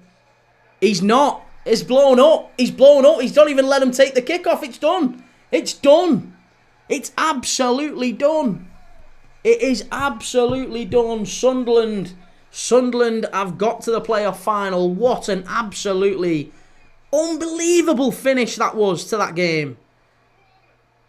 Oh, you know what? I feel sorry for Coventry. I really feel sorry for Coventry there. That's some end to this game. It's some end to this game, that. And they're heartbroken on the pitch. The Coventry players are on their knees. They are absolutely inconsolable. Frank Lampard, inconsolable, despondent, dejected. You can't turn that right. It's so sad. Bryn Roberts, he's not reading the chat. I am reading the chat. I am. It's a great goal. Oh, it was a great finish. It really was a great finish. Geordie Rob, Kitching costed Coventry the win. That he did, didn't he? Yeah, he definitely did. Oh, wow. And there you go. It's going to be Sunderland against Sheffield United at Wembley a week on Saturday. We will be live for it. You better believe we'll be live for it. Hopefully you'll stick with us, by the way. If you're watching this right now, make sure you get over to YouTube. Make sure you give us a follow on TikTok. Click right up here if you're on TikTok. But make sure you've given us a like and a follow and subscribed and all that good stuff. I really appreciate it. We're going to be live tomorrow for... First off, we're going to be doing... Who is it tomorrow, actually? Tomorrow night is going to be Leyton Orient against Stockport County at Edgeley Park. So it's actually Stockport County against Leyton Orient. The second leg of the League One playoff semi-final. It was 2-2 in the first leg, and that was a controversial one, to be honest. And I think it's going to be just as controversial as this one. So if you're interested in watching that, if you're interested in doing watch-alongs and participating as we've done tonight, make sure you get over to YouTube and check us out. Tomorrow night, we have got Villarreal against Leganés in the in La Liga. That one's going to be at 5 o'clock, so we're going to start at 5, and then we're going to do Stockport County against Leyton Orient. They're the two games tomorrow night. On Thursday, it's Rayo Vallecano versus Real Betis, followed by Charlton Athletic against Wycombe Wanderers. Again, the other League One playoff semi-final, so we're going to be watching them two as well. Friday, Chelsea Man United, and then Saturday, a big day with 4 watch-alongs back-to-back. Zoo, Many Animals, Sheffield United, Corey Hutton, Sheffield or Sunderland in the final. I can't put my finger on it. I hope Sunderland. I do hope Sunderland. I really do. I don't think Chris Wilder's necessarily the right man in the Premier League, and I think Sheffield United will struggle. Sunderland, I think, have got a bit more about them in the Prem. So yeah, it's going to be interesting. A really interesting watch. Finn 4447, last second, that fair play. That is what you watch these games for, innit? Unbelievable end to the game, and there you go. Daniel, not t-shirt flailing here. Oh, I'm sorry, mate. Yeah, I'm sorry. It's a sad end, that, innit? Sad end. For Coventry fans, at least. Yeah, very sad. But there you go. It's finished. It's finished 3-2 to Sunderland on aggregate, and Sunderland head off to the playoff final against Sheffield United. There you go. Feel bad for Coventry. Lampard has done very well. He has, hasn't he? And look, they'll be back. I'm sure they'll be back next season. Coventry, Bristol City, you'd expect them to have a bloody good go again next season. I'm sure they will. Dan Ballard winning player of the match. I'm not sure he deserves that. I mean, the goal at the end, he probably does. Yeah, the goal at the end was brilliant, but I thought Coventry were really good tonight. Coventry were terrific tonight, and I think they probably were deserving of taking it to penalties. But that goal will be talked about for many years now. Sunderland nicking it there. Dan Ballard, now can they go and win the playoff final? Now can they go and do it against Sheffield United? That's the big challenge. SAFC for life, come on. I mean, look, we'll be live for that one. That one's going to be unbelievable. Will Dream Chasers, considering at some point they were in relegation before Lampard came in, that is. Yep, correct. He's done really well, hasn't he? He's done incredibly well. Daniel, now I have to cook dinner. I hate cooking with bad energy. Mate, just get a sandwich, get a piece of toast in you, something light, and just go to bed, sleep it off, wake up tomorrow. I mean, it won't be any better tomorrow. The season will be over, but, you know, don't hate cook now. Don't hate cook. Just go and get yourself to bed. Oh, unbelievable. Right, well, we're on 20-11. I'm gonna get home. I'm gonna get home back to me family, to my little girl, and I will see you all tomorrow. I'm gonna be live tomorrow from about 5 o'clock for Villarreal against Leganés in La Liga. Villarreal fighting to get the Champions League place that they so desperately deserve after this season. And Leganés, of course, still fighting to stay in La Liga. So both of those have something really, really riding on tomorrow's game. And then the 8 o'clock game is Stockport County against Leyton Orient from Edgeley Park. So if any of that sounds relevant to you, if any of that sounds interesting to you, if you like these watch-alongs, if you like participating in the chat, if you like talking about footy in general, come and give us a like, come and give us a follow, come and check out the channel. Paul Mitchell, Sunderland fan here, can't quite believe we got away with that. I know, Paul. I thought Coventry were fair value for the pens there, weren't they? They were full value, I thought, for a penalty shootout. But you know what? You couldn't separate the two teams over the tie, and at the end of the day, it is what's happened, hasn't it? Sub, sorry he didn't come in, was busy as well as watching game, but sad result, typical City. Well, yeah, Coventry just about making it through to the playoffs via the league at the end, but then struggling in this one, in the playoff semi-final. It's a shame, but that's the end of the season. That's the end of the road for Frank Lampard this year. Maybe they'll come back strong next year. Same for Bristol City. For now, Sheffield, there it is. Sheffield United v Sunderland, Saturday, May 24th. The Championship playoff final at Wembley. We're so here for that. We are so here for that. Isaac, top game. Kane, good to see you. North East on top. Marion, how was the goal? The goal was great. I mean, it was a corner ball, swung in, near post. And Kitchen, the captain of Coventry City, who has been so good all game, absolutely faultless. He's been incredible. He just left his man. Dan Ballard just left his man, and it was a free header. It was a great header, to be honest, because he had to duck down to get it, but he got a great purchase on it. Smashed the crossbar, bounced down, hit the line, and bounced back up into the roof of the net. Fabulous goal from Dan Ballard. And there you go. Really good. Really good. John Steve, 8810, the luck Sunderland have had all season is actually insane. They'll get torn apart in the Prem. Who do you support, John?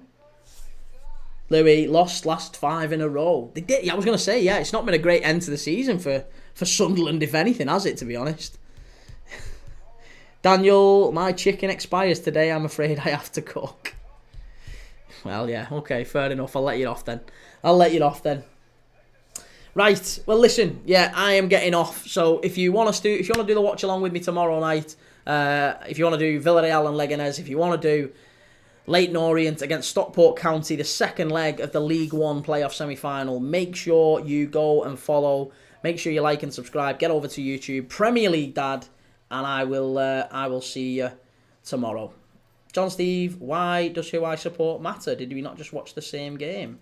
Yeah, no, I'm not, mate. John, relax, mate. I'm not saying anything about who do you support has got any bearing on that, by the way. You might be a Coventry fan, you might not be. I don't know. I was just asking. I was genuinely just asking. It wasn't a loaded question, I promise you. I was just genuinely asking. Who do you support? Louis still won. Yeah, but that's it. Yeah, I mean, look. If you don't defend your corners, if you don't defend your set pieces, and Coventry have been terrific. I thought Coventry were great all game, but Kitchen, he switched off. He switched off, and that's really what it boils down to. He switched off, and yeah, Ballard gets the goal, and that's it. That's all that separated the two over the two teams, two games. Better team, absolutely. I don't. Yeah, I wouldn't say it was absolute. I'll argue that point with you, Louis. I think Sunderland over the 2 games there wasn't much between you and Coventry. Wasn't much between you, but Coventry made 2 errors in the games, and you punished both of them. You punished both of them. Van Evik with the back pass. Yeah, the back pass in the first leg, and Mayenda runs on it, rounds the keeper, taps it in, and then in the second leg, Kitchen leaves his man, free header, Ballard, bang, and that's it. That's it. So, from my point of view, I'm looking at it and thinking, well, there's 2 big errors in the game from Coventry in the tie, and Sunderland punished both of them. And if you're that clinical, you probably do deserve Wembley. So, I don't think there's any issues there. Norfolking good, well done from Leeds. There you go. Hey, Leeds, they might be there with you in the Prem next season, I'm sure.